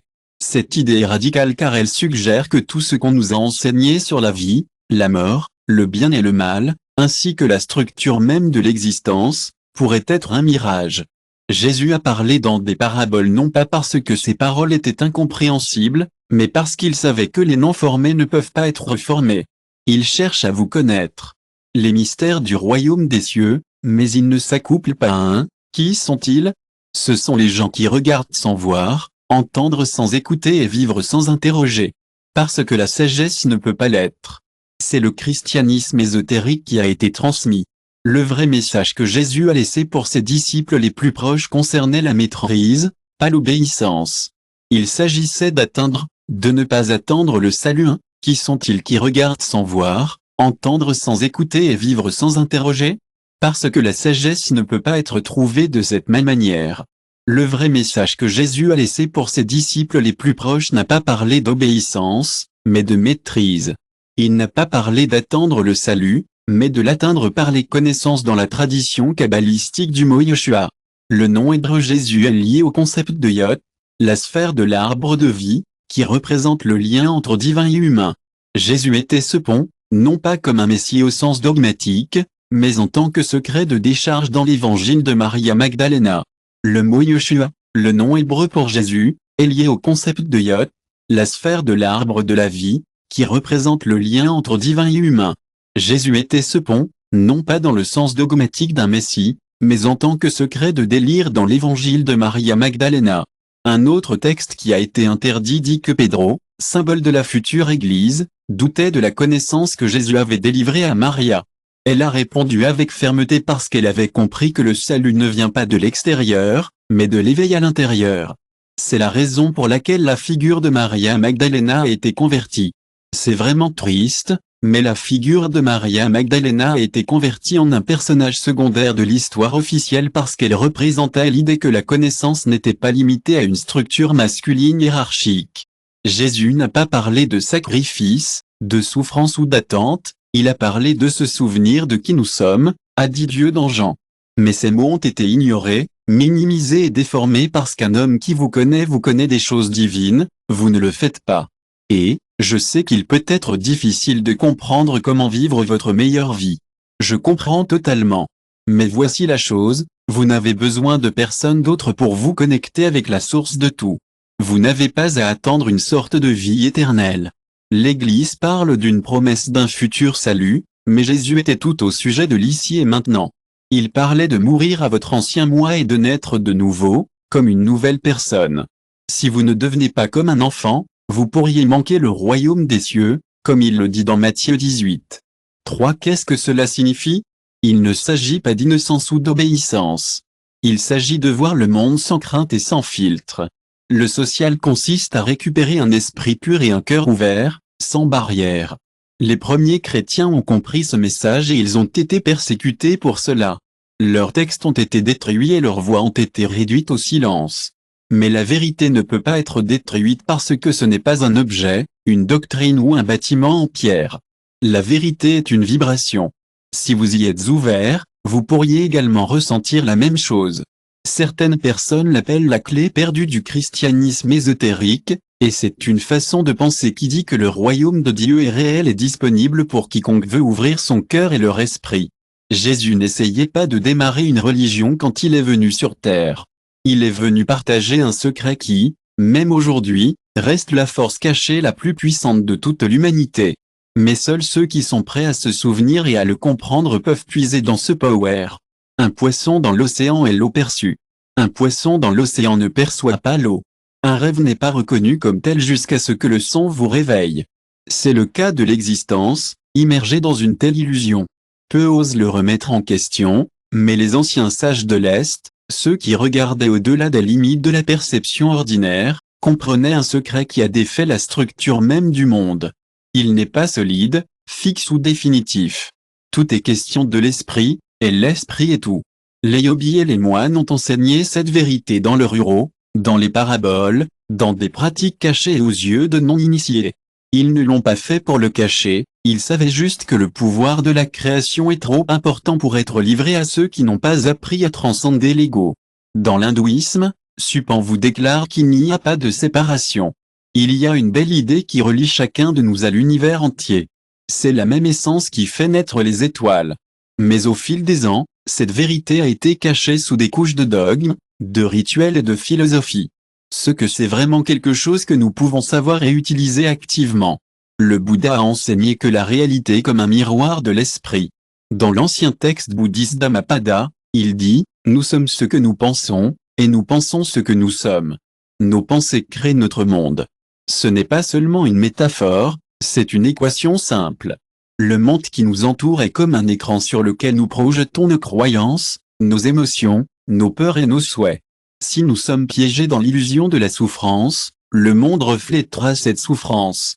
Mais si nous pouvons libérer nos esprits, le monde se transformera également.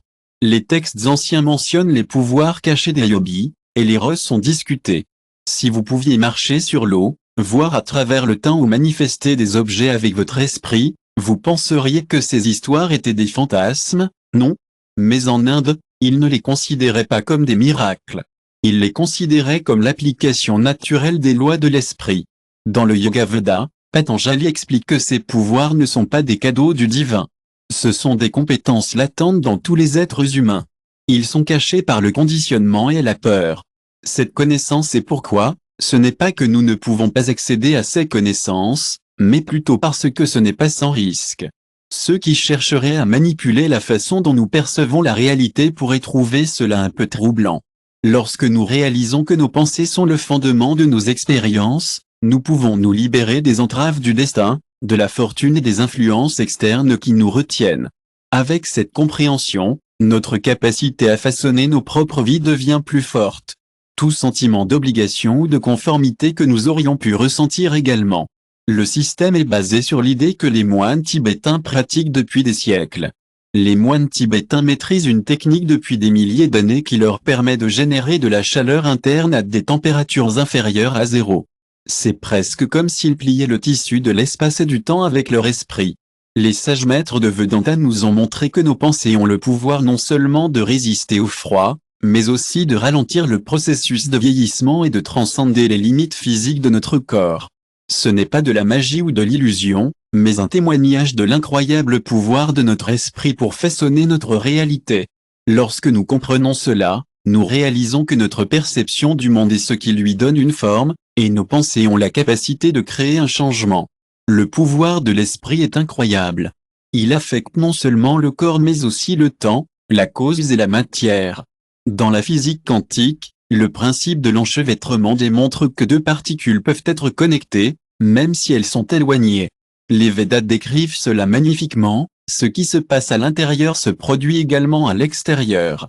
Il n'y a pas de séparation entre l'observateur et ce qui est observé, entre la pensée et le pouvoir de l'esprit est incroyable. Il affecte non seulement le corps, mais aussi le temps, la causalité et la matière. En physique quantique, le principe de l'intrication montre que deux particules peuvent être connectées même si elles sont éloignées.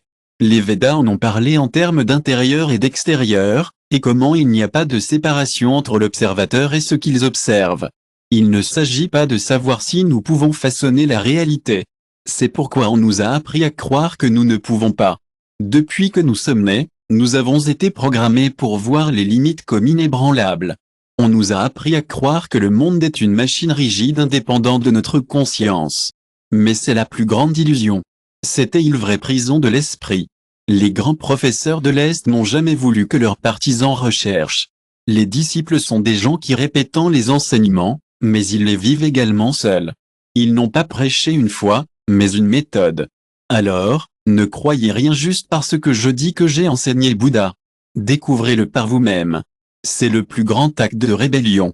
Vous pouvez découvrir que ce n'est pas vraiment dans un livre, un temple ou les mots d'un enseignant, mais dans votre propre conscience. Le monde est un miroir de l'esprit est un outil puissant qui a la capacité de changer le monde. Il n'y a pas de chemin ou de destination définie, et la réalité n'est pas fixe. C'est comme une toile vierge, prête à être remplie des pensées de ceux qui se souviennent de leur propre force. N'oubliez pas que vous n'avez besoin de personne pour vous dire comment vivre. Chapitre 10, les secrets de l'islam et du soufisme. L'énergie d'un homme de Dieu. L'univers est comme un déversoir, un espace vide, en attendant que la forme se présente avant. Même avant l'existence de la pensée, il y avait de la lumière.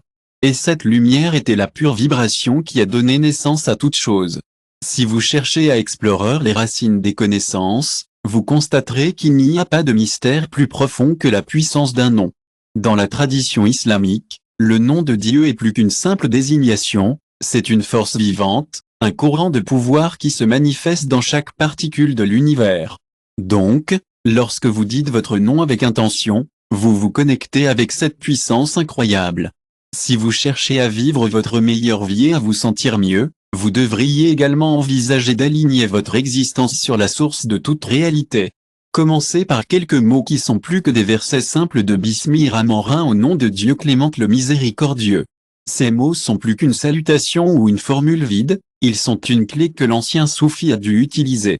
Dans ce document, vous trouverez la vibration essentielle du cosmos, le son avec lequel la pluie subie à la terre ordonne la question qui unit le visible avec l'invisible.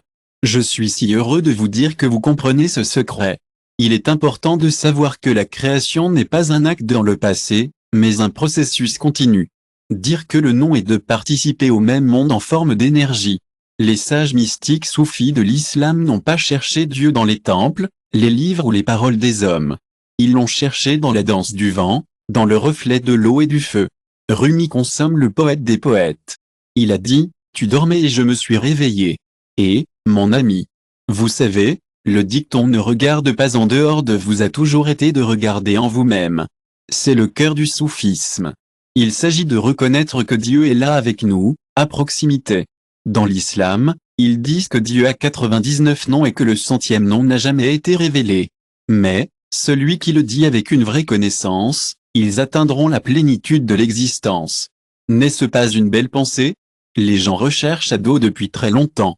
Ils l'ont recherché dans de vieux textes, dans les formes et les modèles de l'écriture arabe, et dans les prières de personnes qui ont été initiées à une pratique spirituelle. Mais le secret n'est pas dans le son du mot. C'est de savoir qui parle. La clé n'est pas de connaître le nom, mais de devenir lui. Le soufisme nous apprend à répéter les noms de Dieu. La récitation des ICR n'est pas seulement un acte mécanique. C'est un acte de connexion avec l'essence divine. Une prière n'est pas seulement des mots.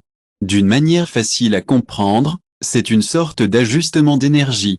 C'est une fréquence qui consiste à édifier et à déplacer la structure de la pont, vous rappelant votre Seigneur en vous avec gentillesse et respect. N'oubliez pas d'être humble et respectueux tout au long de la journée, et gardez le cœur en 7. 205 à l'esprit.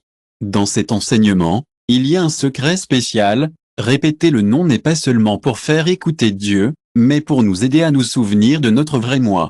Les derviches, ces danseurs gracieux, savent que l'univers est comme une spirale, un mouvement constant dans lequel tout revient à son origine. À votre tour, récitez le nom parce que vous comprenez que la création n'est pas statique, mais un écho du divin. Ce souvenir est comme un réveil, comme un réveil. Ceux qui comprennent cela savent que le nom de Dieu n'est pas seulement un son, mais une vibration qui maintient l'existence ensemble. La science moderne a commencé à nous montrer ce que les soufis ont toujours su. La vibration est la clé de tout en physique quantique. C'est incroyable que la matière ne soit pas solide, mais une concentration d'énergie en mouvement. Dans le soufisme, nous apprenons que chaque humain est un nom de Dieu sous forme. La physique est une belle expression d'énergie divine qui a oublié son origine. Lorsque vous récitez le nom, c'est comme se souvenir, dans un sens symbolique, mais aussi dans un sens littéral, c'est comme éveiller l'étincelle à l'intérieur. Dormez, mon ami, restaurez la connexion perdue. Réécrivez votre propre existence. Mais le nom n'est pas une formule. La magie n'est pas un sort prononcé sans comprendre. Le soufisme enseigne que seul celui qui a purifié son cœur peut raisonner avec l'énergie du nom. Il y a un voile entre vous et la vérité. Dites au professeur soufiste, et ce voile est vous-même. La purification n'est pas un acte de sacrifice, mais un acte de clarté. N'est-ce pas la clarté du rejet du monde, mais, dans l'islam, il y a cette belle idée que le monde est comme une projection de nom. C'est comme le nom et la reconnaissance peut nous aider à traverser la vie sans être affecté par l'illusion. On dit que le son du mot imite le rythme de notre respiration parce que chaque souffle est comme une proclamation d'existence. C'est comme dire que le L au début est l'étincelle du début, et dire que le Lam à la fin est la continuité et le flux de la vie. Quand une personne prend son dernier souffle, c'est comme s'il disait au revoir au monde physique. Et quand le premier souffle d'un bébé est entendu, c'est comme s'ils accueillaient une nouvelle création dans le monde. Ceux qui comprennent cela savent que l'énergie d'un nom est toujours présente. Les sages du passé ont compris que la vibration d'un nom peut avoir un effet, non pas sur le monde qui nous entoure, mais sur la conscience de la personne qui dit le nom. Un être conscient est différent d'un sommeil. Un être conscient ne traverse pas la vie qui a peur parce qu'ils savent que tout ce qui existe est une expression du même nom. Lorsque vous vous souvenez du nom avec votre cœur, pas avec votre bouche, vous devenez le nom lui-même. Ensuite, vous ne voyez plus de séparation entre vous et l'univers. C'est le secret le plus important du soufisme. Dieu n'est pas une entité lointaine, mais la vibration avec laquelle l'univers a été créé. Si vous avez du mal à comprendre cela, vous n'êtes pas seul.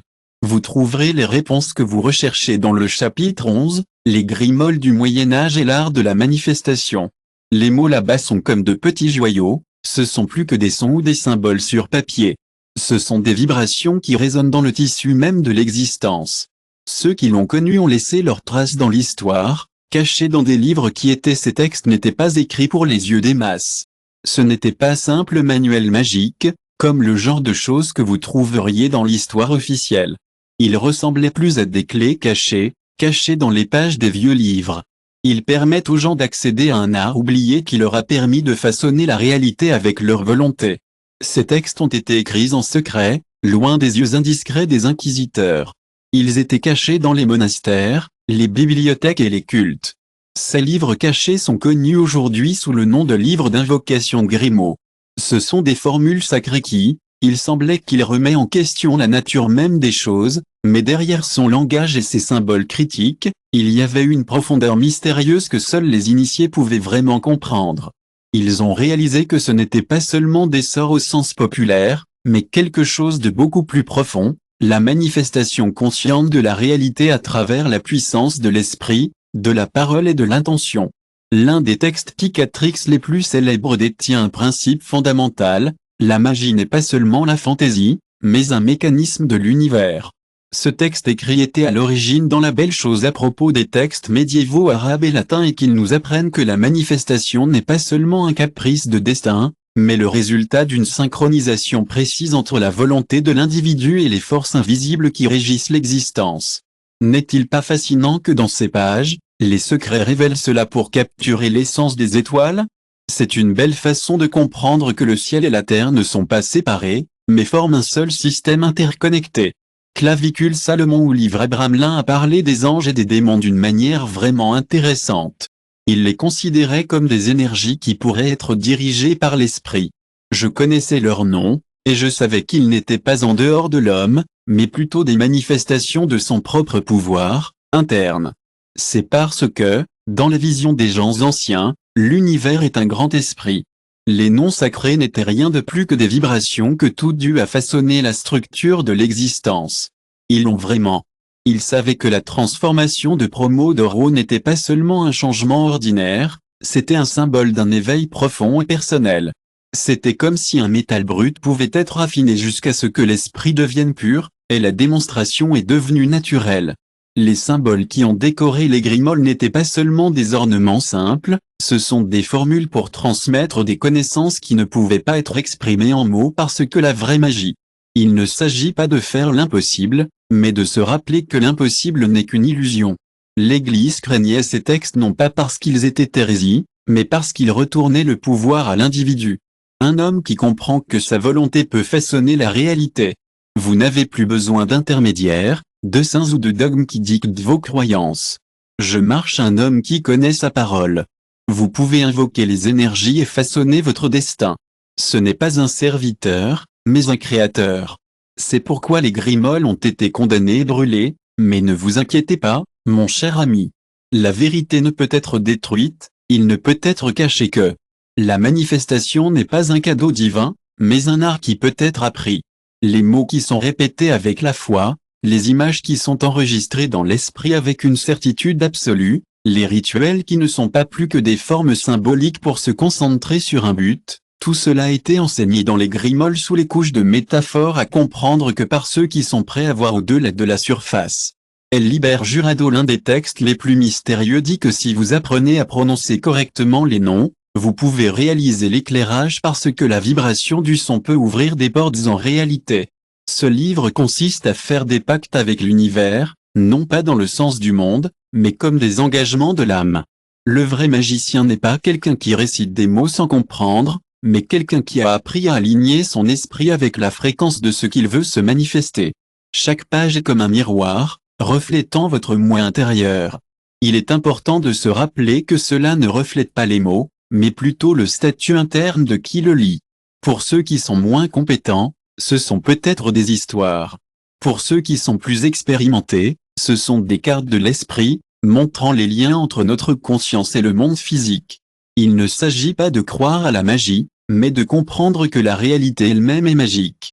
L'histoire a essayé de réduire les grimoles en simples superstitions, mais la vérité est que ces enseignements sont toujours en vie parce que l'art de la manifestation n'est pas seulement pour le passé ou un secret. L'élite a raison. Nous sommes tous humains, et nous avons tout le droit de nous rappeler que l'univers est fait de volonté et pas d'importance.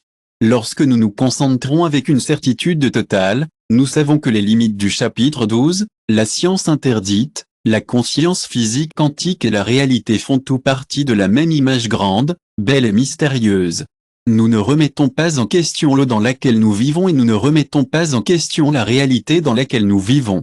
Nous vivons dans un monde pour lequel nous donnons, un monde en qui nous avons confiance, un monde que nous nous asseyons et que nous avons confiance et tenons pour acquis. Nous faisons confiance à la solidité de la matière, à la linéarité du temps et à la stabilité apparente de... Vous êtes-vous déjà interrogé sur la nature de la réalité? Eh bien, Quantum Physique a commencé à révéler une belle vérité que les mystiques connaissent depuis des lustres. La réalité est comme une ombre malléable, le reflet de quelque chose de plus profond et de plus mystérieux. C'est comme si la réalité répondait à nos observations et nos pensées. C'est fascinant, non? Depuis que l'expérience à double fente a secoué les fondements de la physique, les scientifiques ont travaillé dur pour comprendre ce phénomène curieux. C'est comme si la logique avait été bouleversée, où une particule peut être à la fois une particule et autre chose, selon qu'elle est observée ou non. Lorsqu'un observateur est présent, l'effondrement se produit sous une certaine forme. Ce n'est pas un jeu de mots ou une théorie abstraite sans conséquence. Cela implique que la conscience a le pouvoir de modifier la structure de l'existence. Les anciens sages ont enseigné cela dans les chuchotements, les grignots l'ont codifié en symboles et les textes dentelés l'ont décrit comme la puissance du verbe. Maintenant, cela résonne dans les laboratoires de physique moderne. Max Planck, le père de la théorie quantique, a étudié le sujet. Toute l'affaire en est originaire. C'est vraiment étonnant qu'il existe, grâce à une force qui fait que des particules vibrantes gardent leur place. Et, si nous supposons qu'il y a un esprit conscient et une intelligence derrière cette force, nous pouvons comprendre que cet esprit est la matrice de toutes les matières. Ainsi, si la matière est une illusion établie par l'esprit, alors la réalité n'est pas un récipient rigide, mais une projection moulée par la conscience. Cela signifie que la question n'est pas de savoir si nous pouvons influencer la réalité, mais plutôt la façon dont nous l'avons fait sans réaliser l'anomalie de l'intrication quantique qui annule la logique traditionnelle. Il est fascinant de voir comment deux particules peuvent être jointes même si elles sont à des kilomètres séparés. Si l'un d'eux change, l'autre réagit tout de suite comme s'il n'y avait pas d'espace entre eux. Ils appellent cela l'action fantomatique éloignée, et c'est quelque chose que la physique standard ne peut pas expliquer. Mais, vous savez, dans les traditions anciennes, ce n'est pas un mystère. C'est plus comme une confirmation de ce que nous avons toujours su. La séparation n'est qu'une illusion.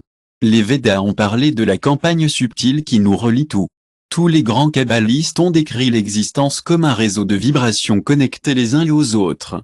Les enseignements soufis concernent la façon dont l'univers est comme un grand organisme, et tout ce qui lui concerne les uns les autres. La science quantique est arrivée à la même conclusion, mais les implications sont si radicales qu'il est difficile de les accepter. Si la réalité est comme un champ de possibilités au lieu d'une destination fixe, et si l'observateur a le pouvoir de changer ce qu'il observe, alors la conscience humaine n'est pas seulement un passager dans ce monde. Mais l'architecte de cette pensée est aussi une force qui interagit avec le sujet, devenant le ciseau avec lequel nous sculptons notre existence. Nikola Tesla, l'un des grands génies incompréhensibles de l'histoire, a déclaré que si vous voulez comprendre l'univers, pensez en termes de fréquence, d'énergie et de vibration. La science conventionnelle peut ignorer ces mots, mais ils sont la clé pour déchiffrer le code caché derrière la manifestation de tout. Les anciens avaient des idées vraiment intéressantes sur la façon d'ajuster et de façonner la réalité. Ils ont utilisé des mantras, des mots de pouvoir et des rituels pour essayer d'aligner l'esprit avec les énergies subtiles de l'univers. Maintenant, les scientifiques modernes commencent à comprendre que l'intention peut modifier le comportement des particules plus fondamentales pour notre existence. Mais il y a encore quelque chose de plus profond. Si la conscience a le pouvoir de modifier la réalité, et si la pensée peut effondrer les réalités possibles en tangibles, alors l'humanité a été informée de le faire. Je crois vraiment qu'il est important de reconnaître l'influence des structures de pouvoir et des politiques religieuses. Il est plus facile de maintenir le contrôle lorsque les gens croient en la chance ou au destin au lieu de comprendre que nos pensées façonnent notre réalité. Les programmes culturels nous ont appris à craindre et à se méfier de nos propres capacités créatives. Mais la physique quantique nous a montré une manière différente. Tout changer, c'est difficile à comprendre. Mais, même si nous ne disons rien, la vérité sortira. La réalité que nous voyons est le résultat de nos pensées et de nos sentiments. Ce n'est pas seulement aléatoire, c'est un beau schéma d'énergie changeant. Les anciens l'ont compris, et ils savaient que l'univers est comme un miroir. Cela ne nous montre pas ce que nous voulons, mais cela nous montre ce que nous sommes. Ce n'est pas seulement ce que nous voyons, mais aussi ce que nous ressentons. Si nous regardons attentivement, nous pouvons voir la vérité sur nous-mêmes. Vous êtes un être humain plein de certitudes, et c'est super. Vous verrez des opportunités où les autres voient juste des obstacles. Vous êtes comme des magiciens médiévaux, appelant l'art du manifeste.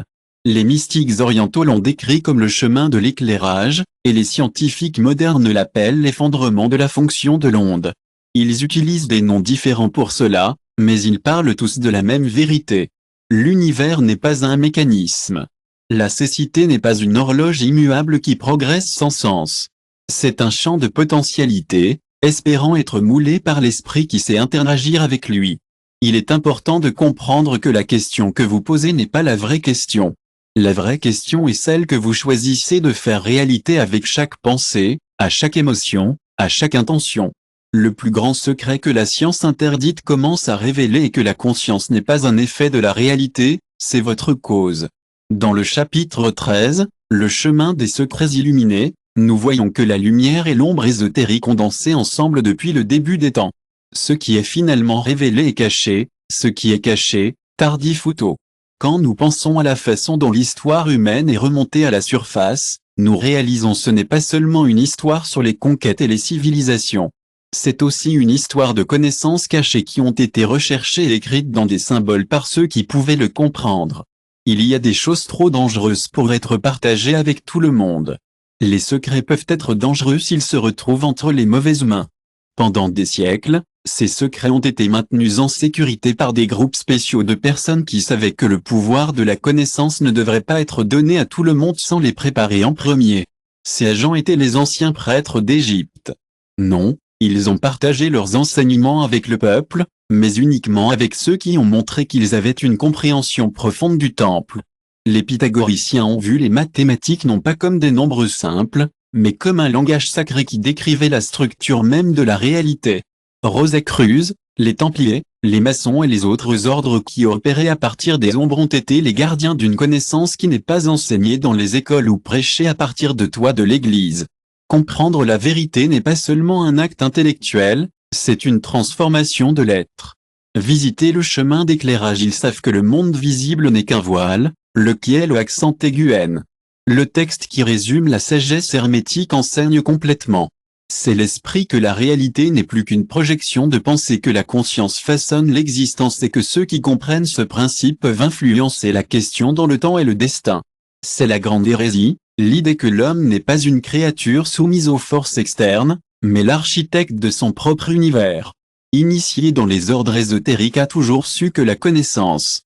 Nous devons tous être guidés doucement à travers cela, car la lumière peut parfois être trop brillante et peut-être entraver notre capacité à voir clairement. Tout comme un enfant qui apprend à compter, nous devons être prêts à faire un pas à la fois. L'esprit humain a besoin de temps pour s'adapter aux concepts les plus profonds et les plus significatifs, et c'est exactement ce que la franc-maçonnerie a à offrir. Les diplômes d'initiation ne consistent pas seulement à remplir la tête d'informations, mais à passer par une belle transformation. Il ne s'agit pas de connaître les réponses, mais d'être les réponses. De nombreuses sociétés ésotériques ont réalisé que la réalité est maintenue par des symboles, et que la langue du sacré n'est pas censée être prise littéralement mais plutôt comme une belle métaphore.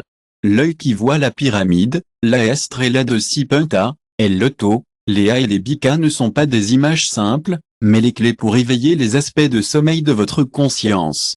Dans les temples égyptiens, dans les manuscrits alchimiques, et dans les architectures cachées des cathédrales, vous pouvez trouver des messages de l'univers. Ces messages sont cachés, mais ils sont là pour ceux qui peuvent les déchiffrer. Si vous ne les comprenez pas, vous pourriez vous sentir aveugle au grand design. Rosicrucians a dit que la vérité ne peut pas être enseignée, mais on peut se rappeler. Dans ses écrits, il a été dit que l'homme a déjà eu l'étincelle du divin, mais il a été programmé pour oublier. Les alchimistes médiévaux ont caché leur connaissance dans les métaphores à faible métal et de transmutation. Mais leur vrai travail n'était pas avec la matière, mais avec l'âme. L'or n'est pas un métal, mais l'esprit. Le plomb purifié n'est pas un minéral, mais l'esprit dense piégé dans l'illusion. Les Templiers, en revanche, étaient accusés d'hérésie non pas parce qu'ils ont défié l'Église, mais parce qu'ils possédaient des connaissances qui menaçaient leur monopole sur la spiritualité. Ils ont dit qu'il y a des secrets qui ont été cachés depuis très longtemps. Jésus a parlé de la façon dont être conscient des choses peut vous connecter avec une puissance supérieure. Et que fait-il dans la géométrie de l'univers? Ce n'est pas un hasard si vos cathédrales ont été construites avec une précision mathématique qui résonne avec les vibrations de la Terre. Avec des constellations conçues comme des portails d'énergie, les éclairés ont toujours existé. Mais vos connaissances ont été déguisées, voilées dans des symboles protégés.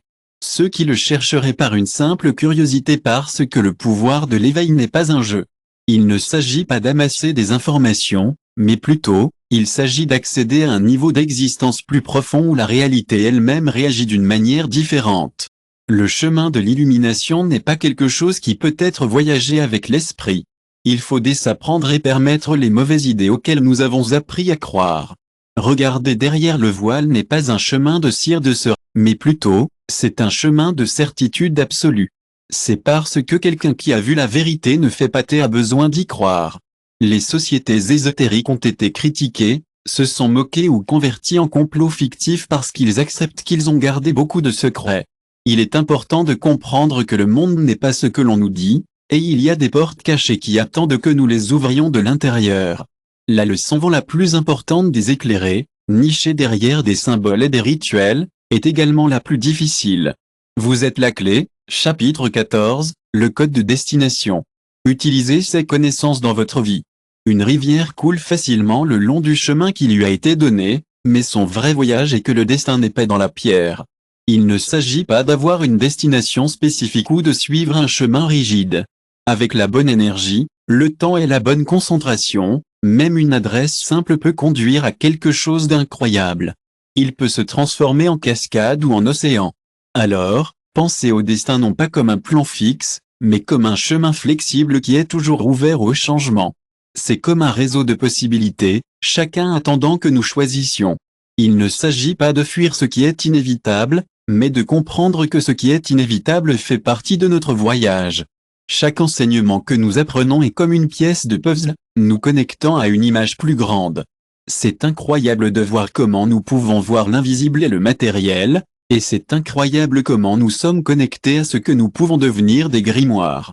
C'est comme si nous étions dans ce voyage de l'Antiquité à la physique, au quantum et même aux secrets des sociétés ésotériques, jusqu'aux enseignements cachés des évangiles et de l'apocryphe.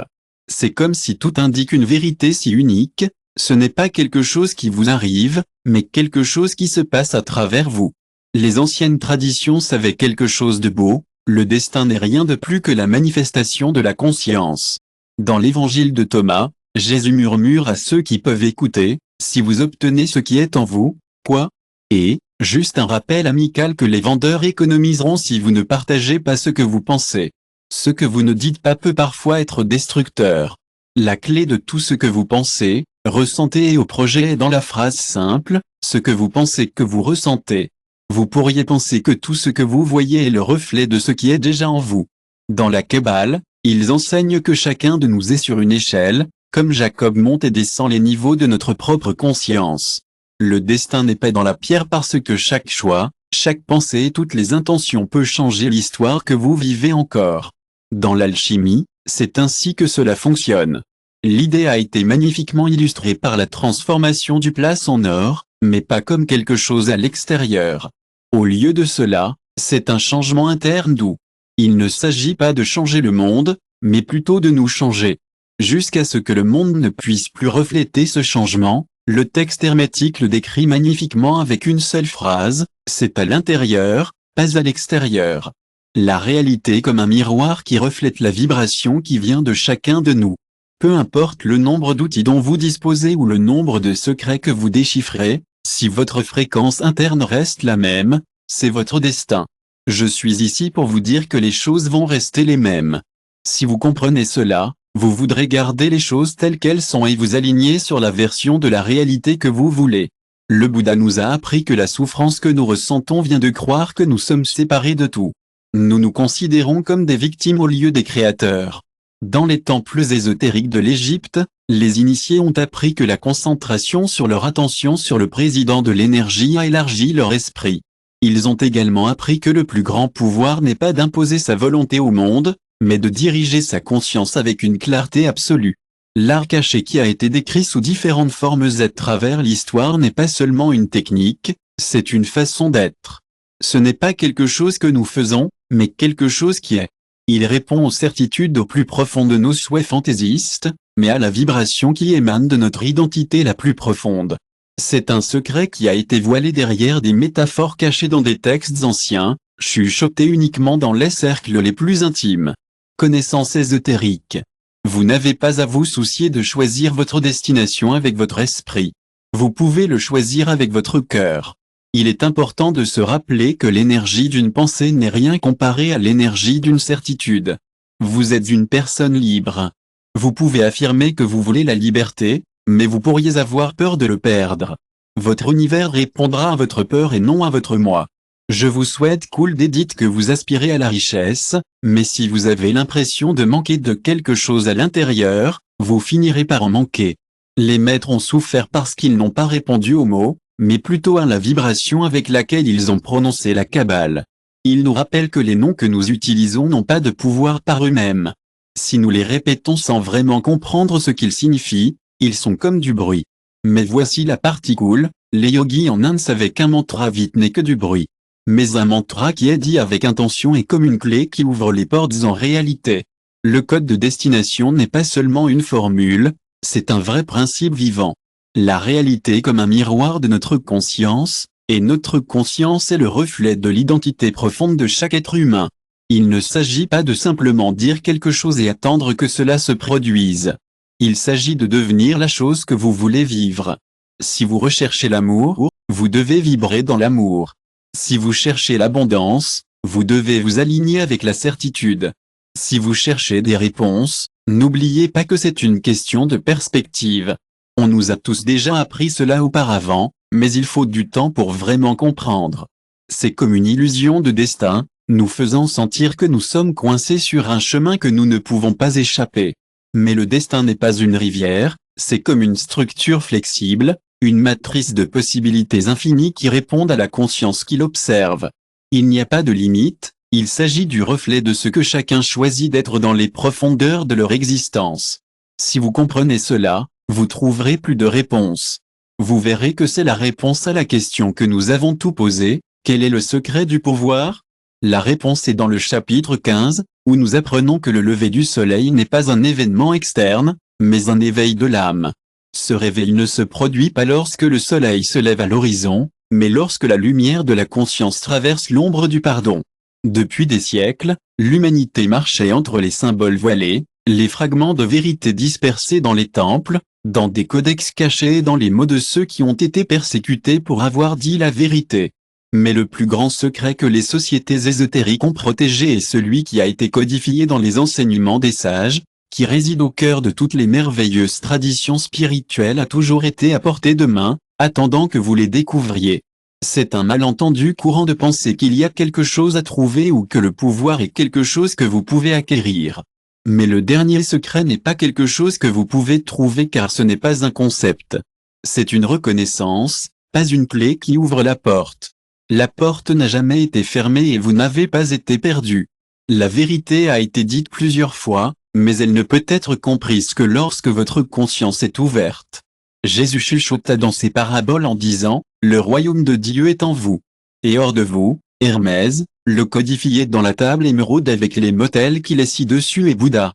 Bouddha s'est exprimé en atteignant l'éclairage, quand il a compris qu'il n'y avait rien à atteindre. Les alchimistes l'ont caché dans ces formules, déclarant que la transmutation était de l'esprit, pas des métaux. Est-ce un secret?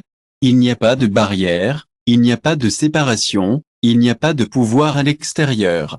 Vous, mon ami, avez le pouvoir en vous. Ce n'est pas incomplet, il n'a pas besoin de quelque chose d'extérieur pour être puissant. Les religions, les systèmes philosophiques et les structures de pouvoir ont soutenu l'idée que l'éclairage est un prix que vous obtiendrez une fois que vous répondez à certaines exigences, mais la réalité est en fait beaucoup plus simple et plus radicale. Vous êtes ce que vous recherchez. La seule différence entre endormir et être éveillé est la perception. Il n'y a pas de degré de puissance, seulement degré. Il n'y a pas de gens plus éclairés que d'autres. Seules les personnes qui ont cessé de douter pendant des siècles. Les grands enseignants ont essayé de communiquer cela, mais la langue est une prison. L'expérience de l'éveil ne peut pas être transmise avec des mots car les mots sont des symboles. Ce n'est pas un symbole, mais un état d'être. Ainsi, les initiés se taisent, et c'est pourquoi il y a des secrets cachés dans les rituels et les métaphores. Ce n'est pas comme si la vérité devait être cachée, cependant. C'est plus comme si vous ne pouviez le comprendre que de l'intérieur. Le pouvoir de l'alchimie verbale, de la physique quantique, des connaissances hermétiques et de tout ce dont nous avons parlé de points dans la même direction. La réalité répond à ce que vous êtes, pas ce que vous voulez. L'univers n'obéit pas aux demandes, mais il répond aux vibrations. Il ne fait pas l'overdone, mais il répond aux états de conscience. C'est le pouvoir de la connaissance. Celui qui sait est gratuit. Celui qui sait est complètement libre. Ne cherche plus cela le dernier secret. Il n'y a pas d'étape spéciale à prendre, pas de mot magique à dire, et pas de porte qui doit ouvrir. Tout ce dont vous avez besoin est ici, à l'intérieur. La seule chose qui change entre celle que vous recherchiez et celle que vous avez enfin trouvée, c'est que vous ne cherchez plus rien. C'est comme quand un poisson nage sans savoir où est l'océan parce qu'il est si profond et que vous ne pouvez pas le voir. On nous a appris à rechercher des choses, mais ce que nous avons à l'intérieur est déjà là. L'océan n'a pas besoin d'être trouvé, il faut juste être reconnu. Le réveil ne concerne pas l'apprentissage, il s'agit de se souvenir. Et quand vous vous en souvenez, vous n'avez besoin de rien de plus.